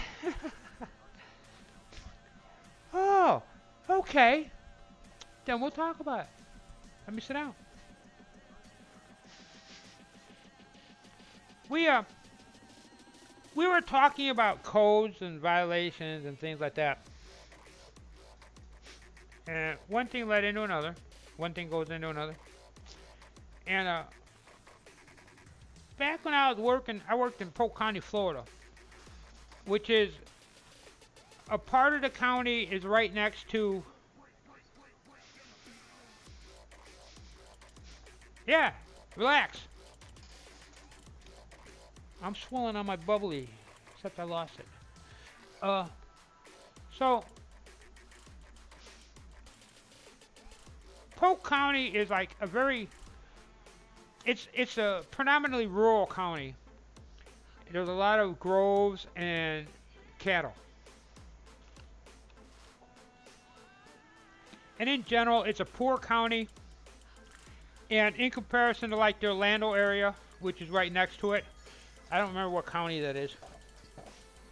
And then the other counties, which I think are Hernando and that, which is where Tampa and all them are related to. It's a poor county and it's relatively cheap to live in. And everybody around there, it used to be the thing about if you were from Polk County, you were a Polk County redneck, no matter what. It is assumed that you belong to the KKK and a whole bunch of other things. I mean, it was just interesting. They'd ask where you're from, and they'd say, I'm from Polk County, and they look at you, oh, you're one of them. And then they start talking to you, slower. Well, maybe y'all don't understand real good. You know, it was funny, but it would happen. So anyway, we were talking about it, and there were a lot of people that they would, a lot of snowbirds. They used to go and live in Winter Haven. Winter Haven was a big one. There's a couple other ones. And they would have these little places where they'd live in there, and family come down to that, and they all go to Disney, because Disney was pretty close. Well, as it went along, these little subdivisions kind of were slowly moving up. Trailer parks are big down there. We're slowly kind of heading towards Orlando. Well, they kind of came to a stop, and then along Highway 27, it's not exactly the border, but that's like the main highway that's like on the border over there. All of a sudden, one day we're in there and we're treating groves and checking all that stuff out, and before long, these groves are being torn down, and housing developments are popping up like crazy along Interstate 27. And what was happening was, which we found out later, there was a group of investors who had made a deal with builders in the United States, and they were building these houses, and they were selling them to these investors in Germany selling them, and then these investors in Germany were selling them as timeshares. Okay. Now what they did was these investors, and there were a pile of them. They'd buy a house, it'd be built and everything like that, and within 6 months' time, it would go into receivership. They never paid a dime on it. But in that 6 months' time, they were using I guess their brochures and stuff had pictures of must have been model homes or something like that. And they were selling these timeshares off to these people. So there are all of these Europeans, mostly German from what I understand. They bought these timeshares, and these companies just went defunct. And so what ends up happening was we'd be down there working, and all of a sudden a person would come by, and they're either using a Google translator, or they're from a book. Some of them knew English, broken English, and they were trying to find this particular house or something like that. Well, we had the maps and all that kind of stuff, so instead of trying to tell them how to get there, we'd take them in and they'd follow us. They get to the house, everybody's happy, the whole family's happy, they got the dog with them. I don't think they shipped the dog. They got, the typical thing you see, the kids walking out with the big blown up Mickey Mouse and all that kind of stuff. They're all ready for a vacation. They got this timeshare. They get over there, get in, and the lock don't work. Oh, it must not be the right house. They turn around, show the paperwork with the address and everything. Nope, that's it. So then the next thing you know, well, what's going on? What's going on? So the county sheriff has to show up, and you see that it's been foreclosed upon. It's got all the paperwork and everything like that. It's like, you know what? You got scammed. So here, this family who had probably been saving. First of all, they're probably paying through the nose for this timeshare for like 2 weeks in the United States to go see Mickey, and so that they do it every year or two. And, coming down to the United States and everything like that, it's got to cost a bundle from Germany, with all the visas and everything that's involved. So here they are now. Basically, they're homeless. And, if they were doing it like most families, they were kind of running this on a shoestring. Their budget was probably set to a certain point, but they might not have planned in the fact that they had to find a hotel now. So, there was a lot of panic. And there were older people that ran into this. I had run across this a few times. A couple of the other guys that we worked for with mosquito control ran into this. So my buddy Mark, who is he was like, him and I were like, we were like partners when we worked with mosquito control. We were both airboat operators and all that other stuff. Well, his wife worked for a lawyer that dealt with foreclosures and stuff like that. And he usually did the bank end of it, because that guaranteed that he had the money, that he was getting money out of the deal. And so she had mentioned that she had like hundreds upon hundreds of foreclosures in that one small little area. Well, after she had mentioned that and talked about it, it wasn't long after that. It was like maybe it's a matter of a few months, because all of these things, after they go through foreclosure and receivership and this, that, and the other, and all that kind of garbage, then they hit the market because they're trying to get rid of them. Well, now all of a sudden there's a big glut in houses, and Polk County in Florida had this major drop in the housing market just plummeted. Contractors went out of business. People building subdivisions. There were subdivisions that you go out there and they had the street names and everything, and they'd have this pretty sign already built and everything, and you go in there and there wasn't a house. Sometimes it was just the drain pipes were in there and nothing else. And it was just like a ghost town without the buildings. And it took years for that to recover. So, and that was during the time that I ended up selling my house, which I sold in 2 weeks, and I moved up here. Talk about, that's a God thing. I'm sorry.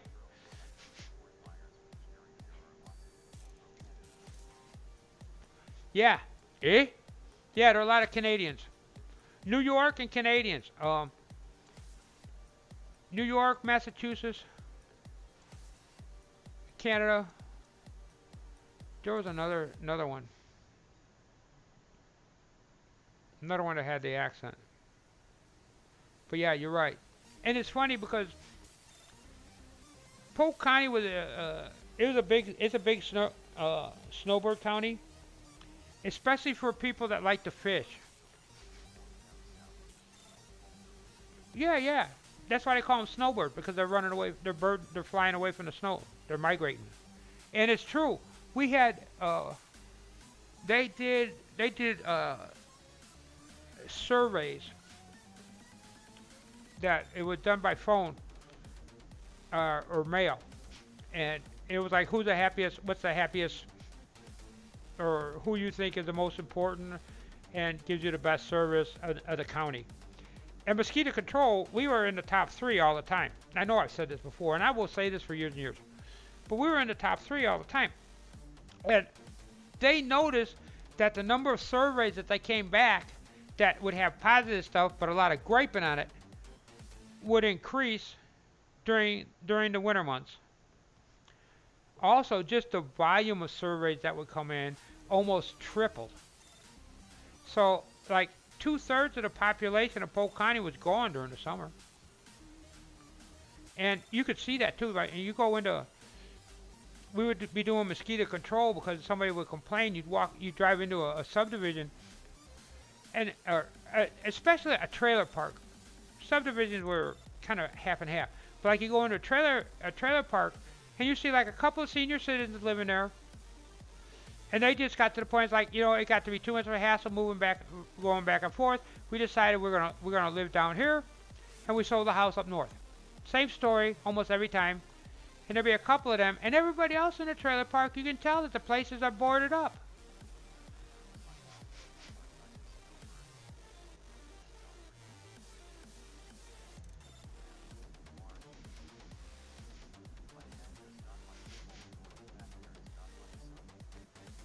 Yeah, I understand that.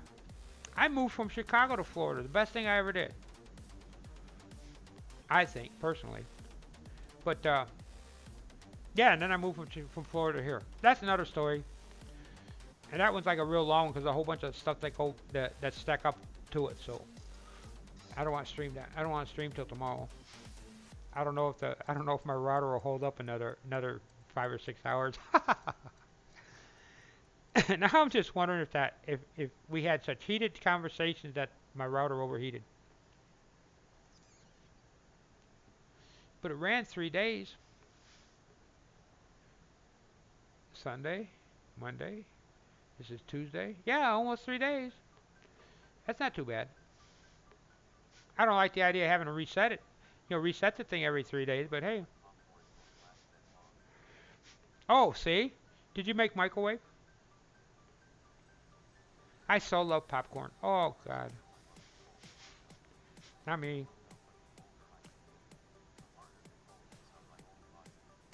Yeah, yeah, yeah. When I moved from Chicago, we hadn't had we had pretty good winters. That year, that was like in 90. I don't remember exactly. I want to say it was like 98.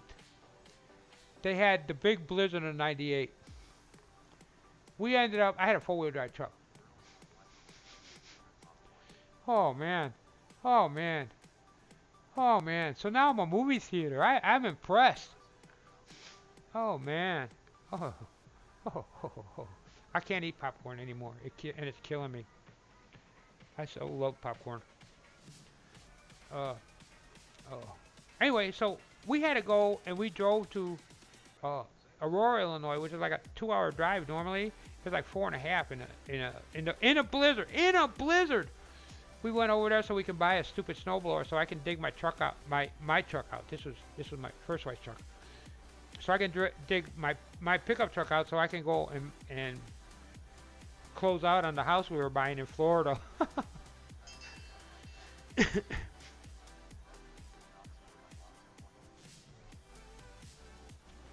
Cool. Well, I hope everything goes okay.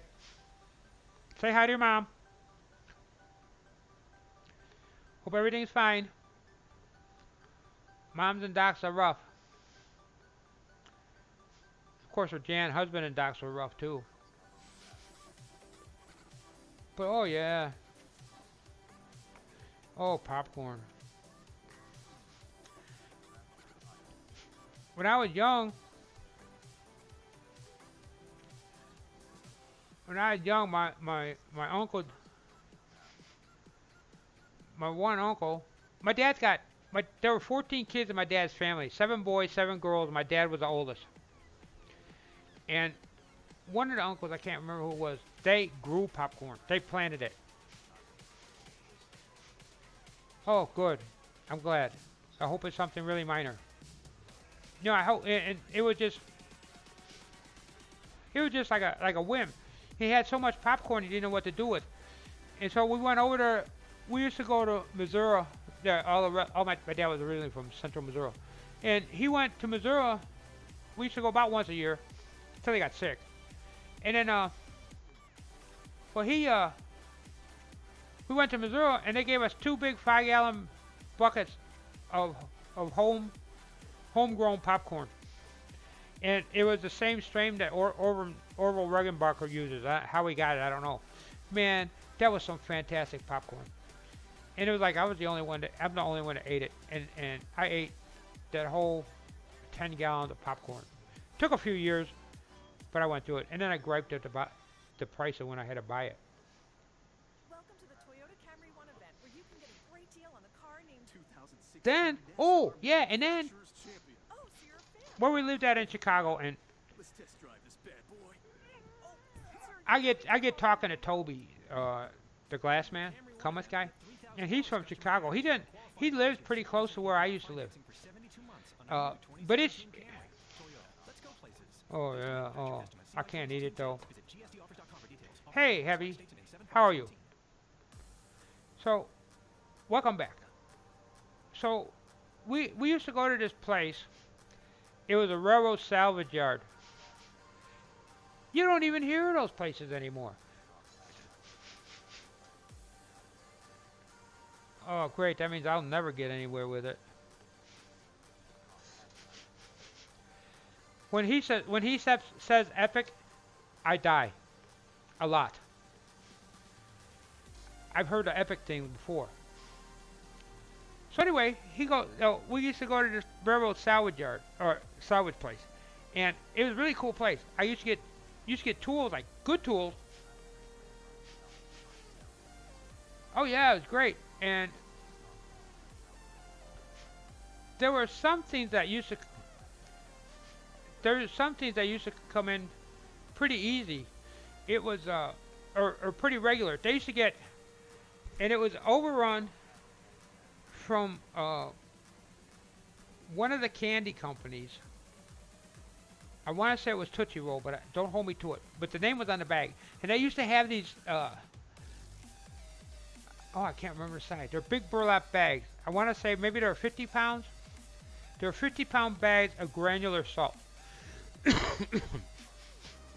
Well, my first wife, she died of colon cancer. But my first wife, she was a Southern girl, and she liked her tea sweet. So we went through a lot of sugar. So we used to buy this big 50-pound bag of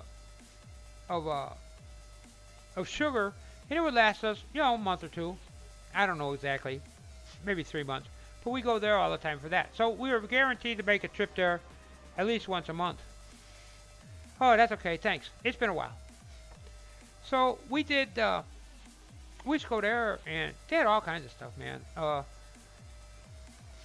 Table saws. They had a table saw there that was a $900 table saw. And back then, this is like in the 90s, that was like really big money. They had them for like $300-400. And I was dying to buy one. It just never did. Probably a good thing I didn't. But they used to have all kinds of stuff like that. We used to get lawn furniture there and everything else. You don't see anything like that anymore. Too bad. Urethane. I used to buy an exterior gray. Yeah, that's Southern sweet tea. The recipe is a gallon of tea, 2 cups of sugar, 3 cups if you want it sweet. And you just keep stirring it until it disappears. The best way to do it is you put the sugar in while it's still hot, and then you chill it. Oh man, rot your teeth. And so I drank that for a long time. I don't drink much tea anymore. If I do it, I like it sweet. Not that bad. No, not that sweet. I got a little bit too much Yankee in me. But oh yeah, sweet tea, sweet tea.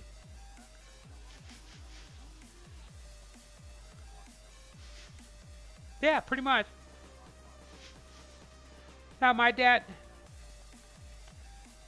from Missouri, which is, I consider, they call it the Midwest, but we kind of considered it to be more of a southern state. And my dad didn't drink sweet tea, but boy, I'll tell you what, he drank a lot of coffee, and he drank a lot of sweet coffee. And so when I got that big bag, my mom would come up and borrow a few pounds of sugar periodically, to keep my dad happy. Yeah, it's a southern. Yeah, sweetness, high sugar is a southern thing. I really think, but it's spreading. It's spread. I mean, kids nowadays are drinking stuff that's really super sweet. You buy over here now. We're close enough to Mexico that a lot of the Mexican candies that you see, they're not really sweet. There's actually a lot of tart stuff. There's also a lot of really hot stuff. Like they have a jalapeno candy, which is like a sugar candy with jalapeno powder on it. And you see kids walking around eating this stuff, and it's like I look at it and I get heartburn. I used to eat hot stuff a lot. Not anymore. My whole eating habits have changed.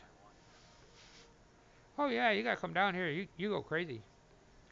And that's like Taco Bell. It's so funny. The only Taco Bells that are actually, in my opinion, from what I've seen, and it's probably not. If you go on the internet and you check it, I'm probably wrong. But it seems like the only Taco Bells that are actually thriving in Texas are the ones that are near the highway. You get any of them, like if they build them like in the city over here away, they built one and it was good for maybe 6 months to a year, and then they closed it down and it became a hamburger joint. And the reason why is there's all these little taquerias around, and they're all authentic, you know. And you go in there and you have better. Yeah, yeah. So yeah, so he's got that taste. Oh yeah, there's all kinds of stuff.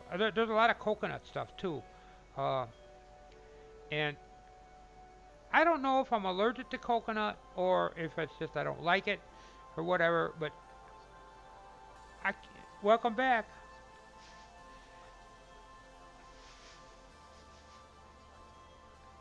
Yeah, yeah. Well, that's one of the reasons why all them southern people ain't got no teeth. You know. Everybody says, oh, they're all crackheads or whatever. And no, it ain't. That's because they drink so much of that sweet tea, it just rots the teeth out. You know, yeah, but I like Texas. People are nice. They can't drive for crap around here. But most probably, I don't know. It's really bad here, especially around Houston. Yeah, I gotta get mine pulled. They're hurting. That's bad teeth is bad teeth ran in my dad's family. Everybody had them all pulled out and had false teeth by 40. So I'm getting close to 60, so I'm due. Can't. A lot of the people that are over here, you drink all that stuff, and then as you get older, you start getting that type 1 diabetes and all that stuff, and you can't do all that sugar. So then you start backing off.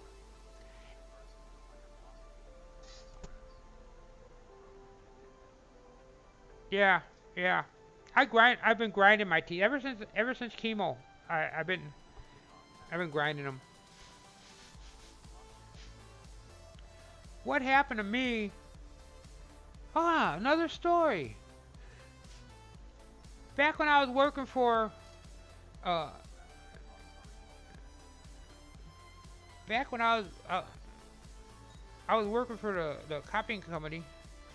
They had, I had this real good dental plan, and there was this dentist that was in it. It was kind of like in a neighborhood, and there was all this everything. The dental. Yep.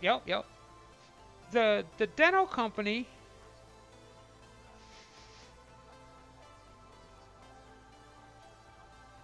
Yeah, I got no choice now. Anyway, so I went.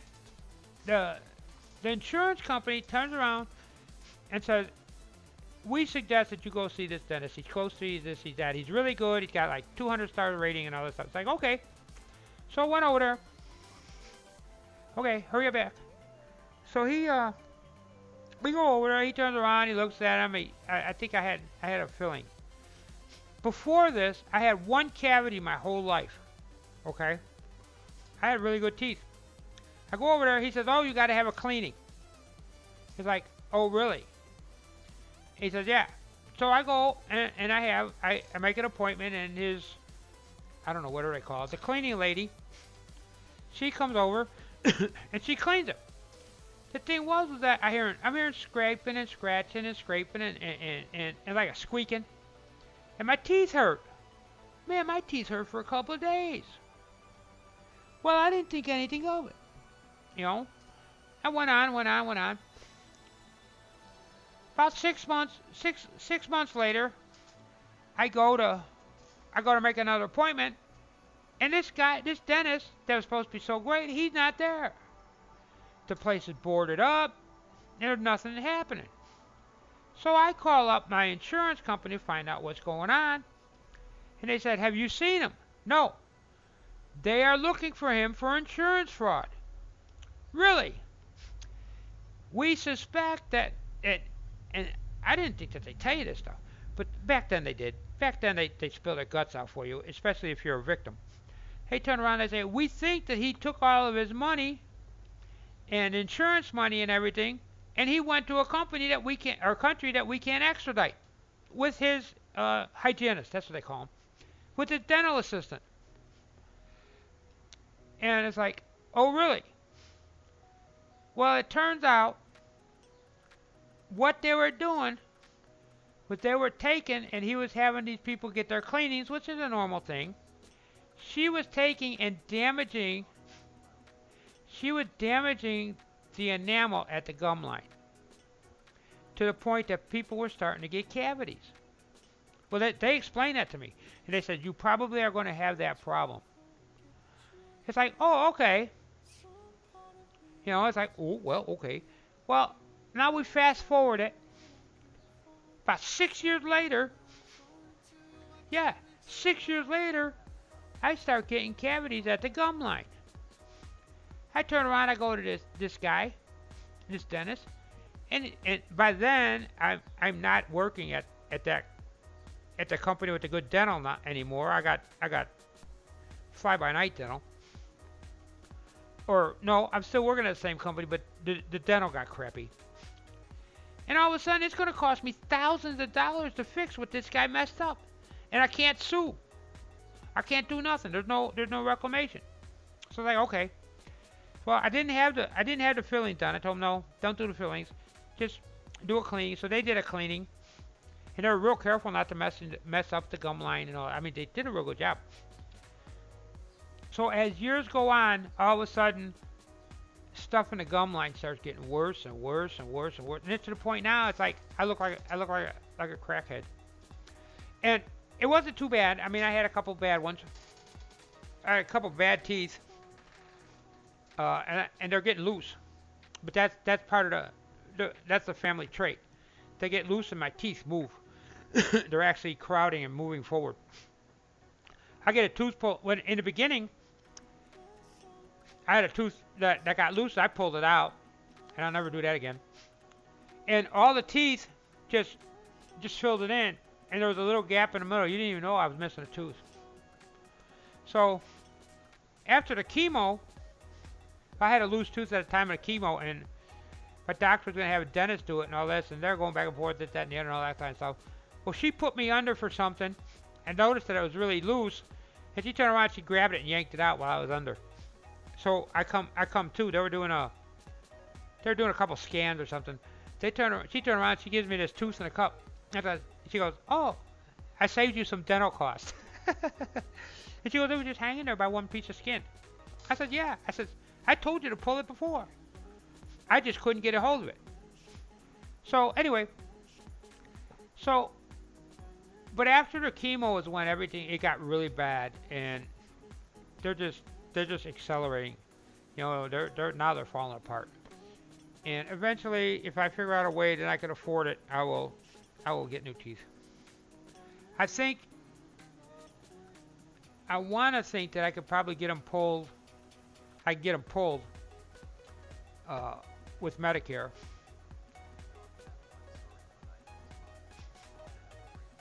See you later, K-Dog. Have a good day. I'll catch you later. Maybe, hopefully, we will do whatever we will do. So, anyway, that's the end of that story.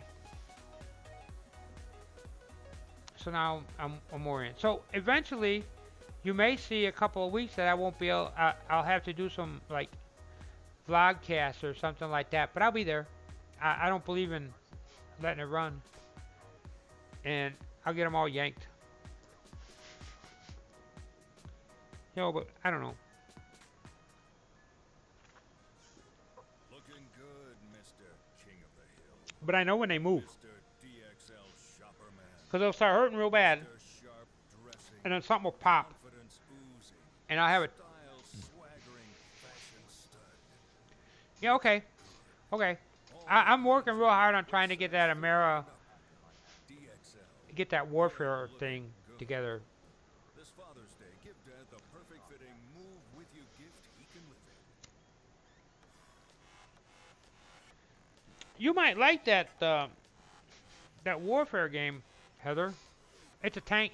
Well, I don't know. It's a tank game, and I think you can do it like you can build up your own squads and go in there. I don't know. Oh, excuse me. Yeah, War Thunder. It's a lot like that the tanks one that they stream on Twitch. It's a lot like that. And it's so funny because I'm in the beginner.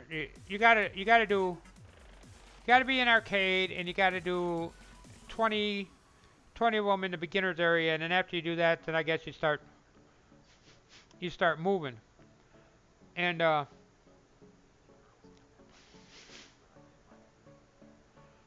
yeah, and so that place was all these new people. That's all new people, and nobody knows how to drive a tank or anything like that. You're getting sideswiped, getting run into. I had a guy run into me, and it hurt my truck. Are you? Yep. I bet you I lost my internet. Let me see. I'm dropping frames. I'm not lagging here.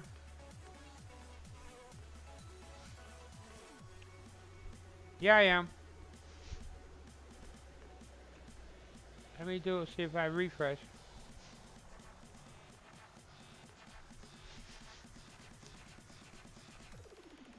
Yeah, I'm dropping frames like it's going out of style.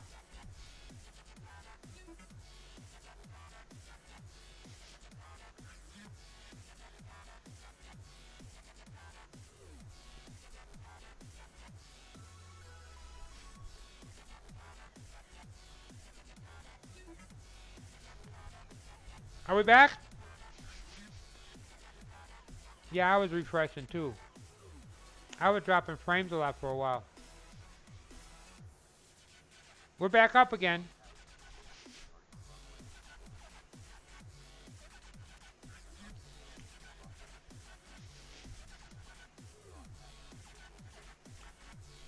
Hi, Pete. You know what? Let me check something.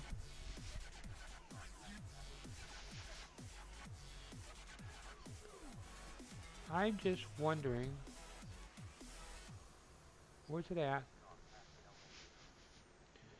Whoops. I'm in the wrong one. Open up one of those. Okay. I thought you were leaving. Not trying to get rid of you or anything. I'm checking the Twitch servers, see what they're doing. Boy, they got some long load times.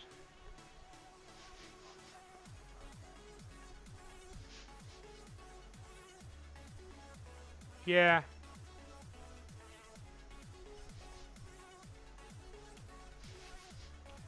Bunch of the servers are kind of like looking like they're having problems.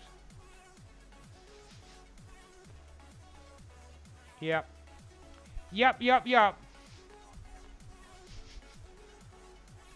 I don't think it was me. I think we just got bumped to a different server. Okay, see you later. Have fun. Yeah. Yeah, run. I hope you're not running too far. I'd be tired. I'm looking. Wow. Let me sit down.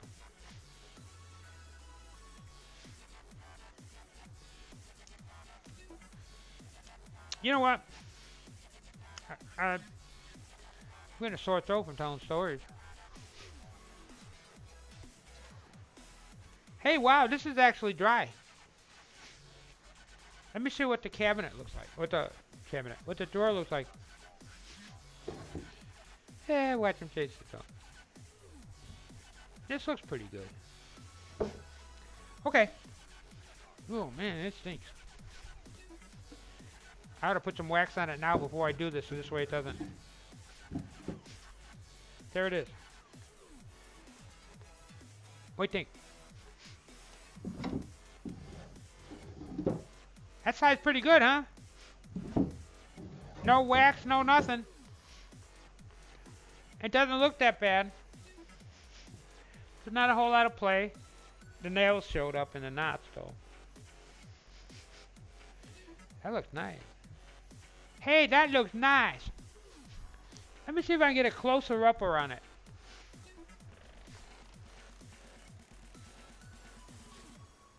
Of course not. Okay, there's the top. Okay, let me see if I can get it. There's the top. I'm gonna kick this light on. It's probably gonna wash everything out. I haven't used this light in a long time.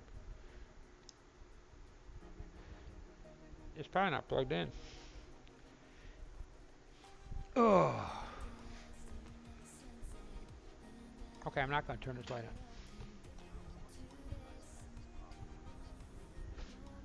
Boy, I hope not.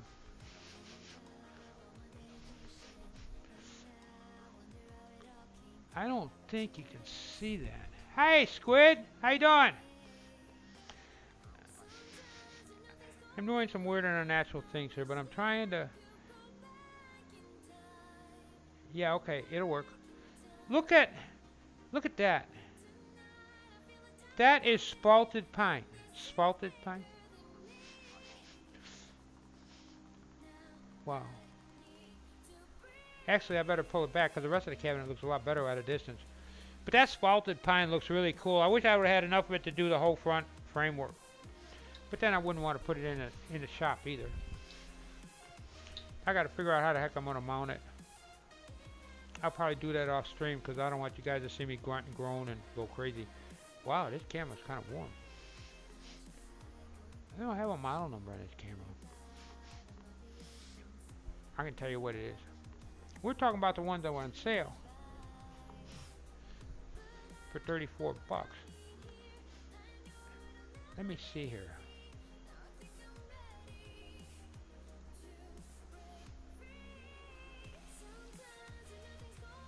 I think that's this one.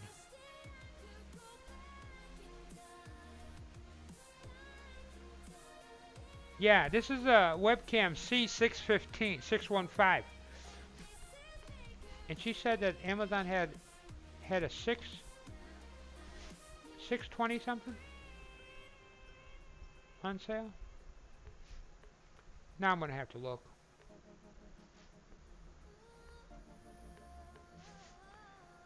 I'll tell Jen. I'll tell Jen, hey, it's on sale. Actually, I'm looking for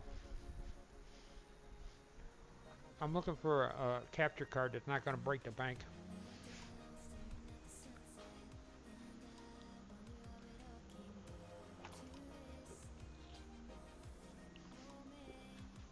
I don't have anything purple in here. The trouble that we have with these cameras, I don't have anything purple handy. The trouble that we have with these cameras is that purple will look blue. And it seems to be... I can't believe I don't have anything purple in here. Handy. I mean, this is the purple household. I guess it's not the purple shop. I check off stream. No, I don't have purple underwear on it either. Oh, wait a minute. Here it is. Yeah, I got purple.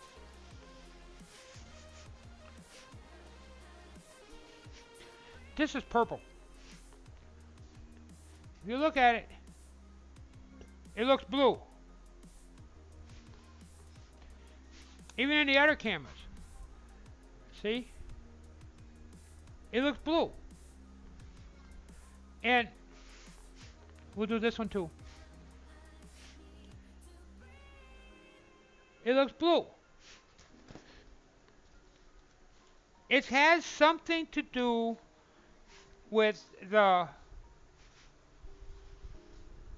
sensor, that's the light sensor or video camera sensor or whatever it is on the webcams. Yeah, it's purple. It's actually Twitch purple. It's almost exactly the same color as Twitch's purple. And it's kind of frustrating because there's a lot of stuff that Jan does with her jewelry that's got the purple in it, and yeah, it does. That one it's a little closer to true color, but it's still off.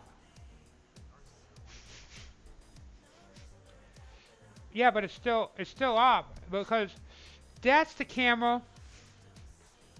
I'll show you. I show you.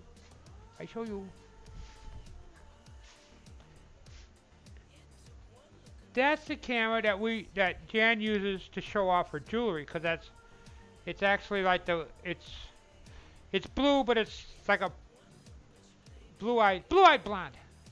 That's her name. She calls it Blurple. But it's got the lights that are on it got a blue tint to it, and I think that actually helps with the purpleness. I'm not sure, but yeah. And that's the one that we take. When she's doing her jewelry, I take this part off. I take this off, and I've got one of these clamps on the table. And I got this thing stretched out, and it's probably about that far away from where she's at. And she puts that down, and it goes into a macro mode, and it does a pretty good job. I'm impressed. And then, all right, now I gotta show you. I gotta show you. Oh yeah, I did this off stream. Wow. The quality that I'm seeing looks pretty nice. I'm kind of impressed. Okay, here's this. Okay, I made this off stream. Right after, what was that, Friday? I thought it was a weekend. What it is excuse me. It's a pole that's off of a pole lamp. And we had 2 or 3 of them laying over here, and we weren't using them and everything, so I decided I make camera stands out of them. And this here is a piece of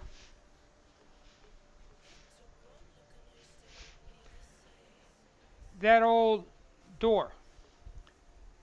It helps if I stood where I'm out of there. Now, the old door, the way doors are made, and I'll show you here, is these are little sticks. They're, however the width of the door is, most of the time they're like 30 inches or something like that. And they glue, they laminate them together, and you see that they're different kinds of wood. And they alternate. Here, I'll show you. Bring it over. You'll see that the grain is alternated. The grain goes this way, and then the grain goes that way, and then this grain in the middle it's on an angle, but it's going. I can never get this straight. I don't know how Iggy does this. It goes up and down, and that's to keep it stable for weather and stuff like that. So this way, the movement and everything is constant. Then what they do, it's a little bit easier to see on this side. Well, maybe not. Then what they do is they put 2 laminations of. This is a I don't know what the wood is, but it's like a plywood. It's one little piece of plywood, but it's a pretty thick one. It's about an 1/8 inch. And then they put the final veneer on there, and it's on both sides, except this side looks pretty. And this side here was painted. This is the outside one, and it's starting to peel off. But you can see how thin that top veneer is. So you have to be really careful when you're sanding it. Otherwise, you can actually sand through that veneer. So anyway, I took one of these. I cut it. And then I drilled a hole in the middle, right there. I drilled a hole in the middle over there that was the size of this thing. Well, I didn't have an exact size. Well, I had an exact size, but I didn't have an exact size to be able to slide over it. If I went a little bit bigger, it would. Man, I cut myself shaving like crazy. Uh, it would slide over too loose, which is the problem that I had with the other one, and I ended up screwing it in. But this one was tight enough, and this being a hardwood, I got it lined up, and I just screwed it onto the threads because it's a pipe. It's just a pipe. So I screwed it in solid, drilled a hole into the top, and then this just drops down inside. Done.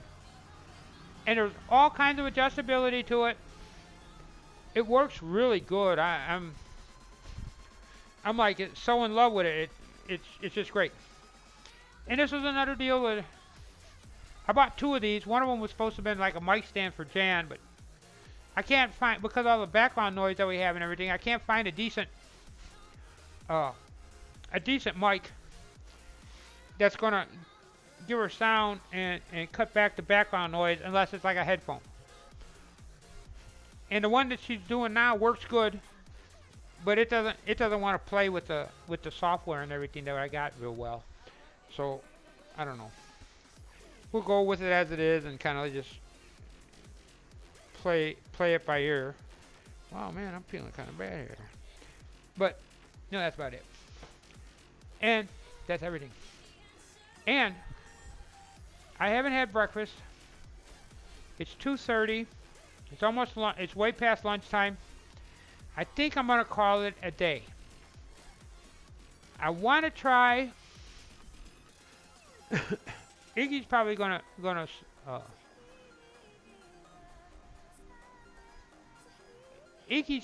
stream tomorrow night because he's doing classes.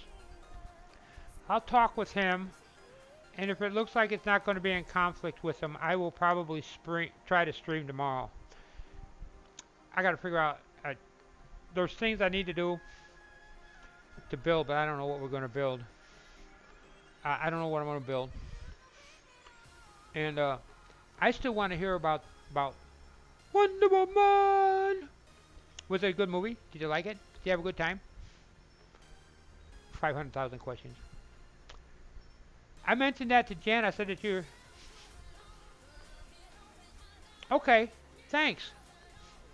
Thank you. I had a great time. Everything, it was fun. Everything was really cool. You know what? We have enough people. You want to go harass somebody? We can, you know. We have that ability. Oh, thanks for sitting here and putting up with us. There is a guy.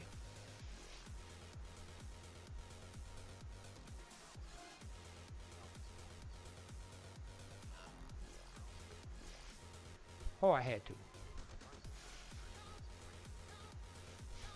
That's what Jan was saying. I got somebody at work or something like that. Either had saw it or was talking about it. There is a guy.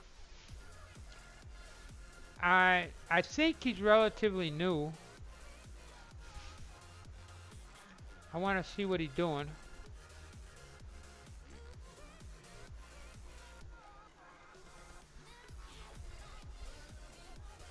And he's up here looking. So I don't know if he just got on or not.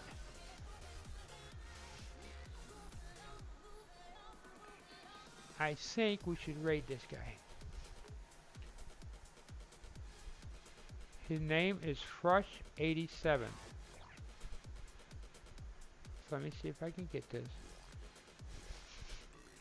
Now, bear with me. You know how crummy I am with this. Okay, so we got... Let's do a raid call.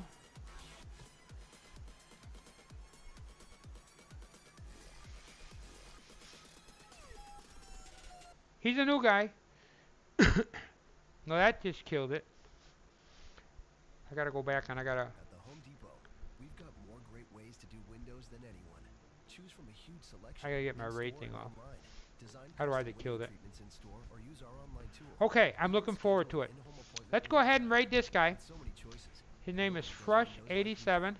Come in now I for think he's easy still use on. cordless cellular shades starting at only So $24.97. go ahead From and America's copy, #1 retailer of blinds and shades. copy out. More saving. I'm gonna paste it again just so it's a little bit easier. While supplies last.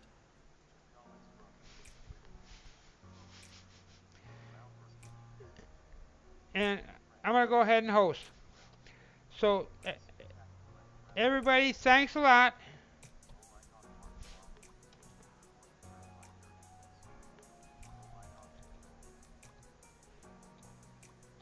And we'll go over there and give him a quick raid. Yeah. Have we got it copied? We're gonna go check out Frush87. He looks like a new Turner. Okay, ready? Here we go. Thanks everybody. Have a really cool day. See ya.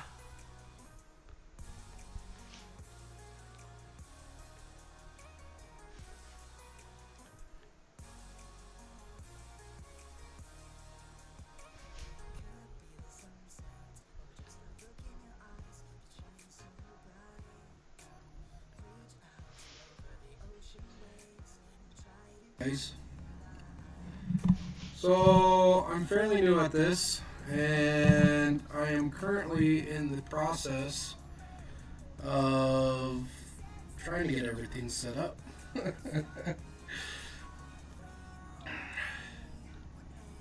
Hello, Mega. So,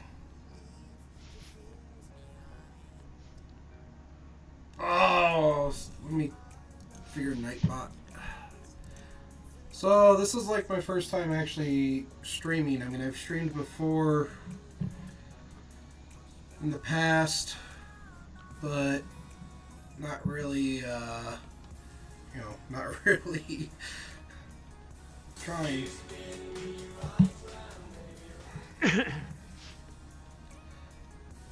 Oh, so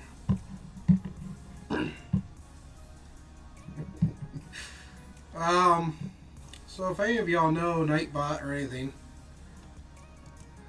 feel free to give me advice, because I'm still trying to figure this thing out.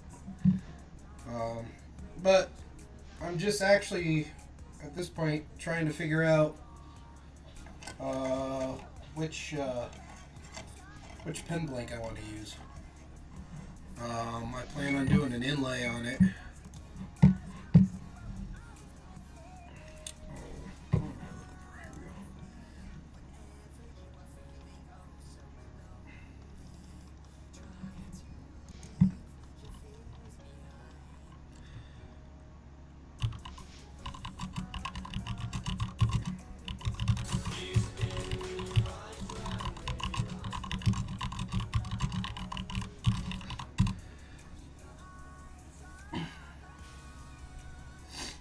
Well, thanks, Jim. You know, I enjoy watching your show from time to time. I spend a lot of time in hotel rooms, so I kind of lurk.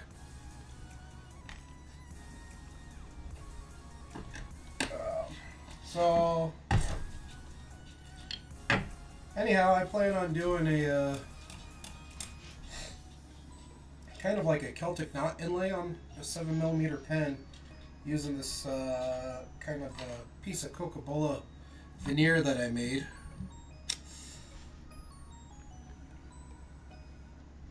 I'm just trying to figure out which wood I want to use. I'm thinking the bird's eye maple, because I think that would look really cool with the Coca-Cola. What's your all's thoughts?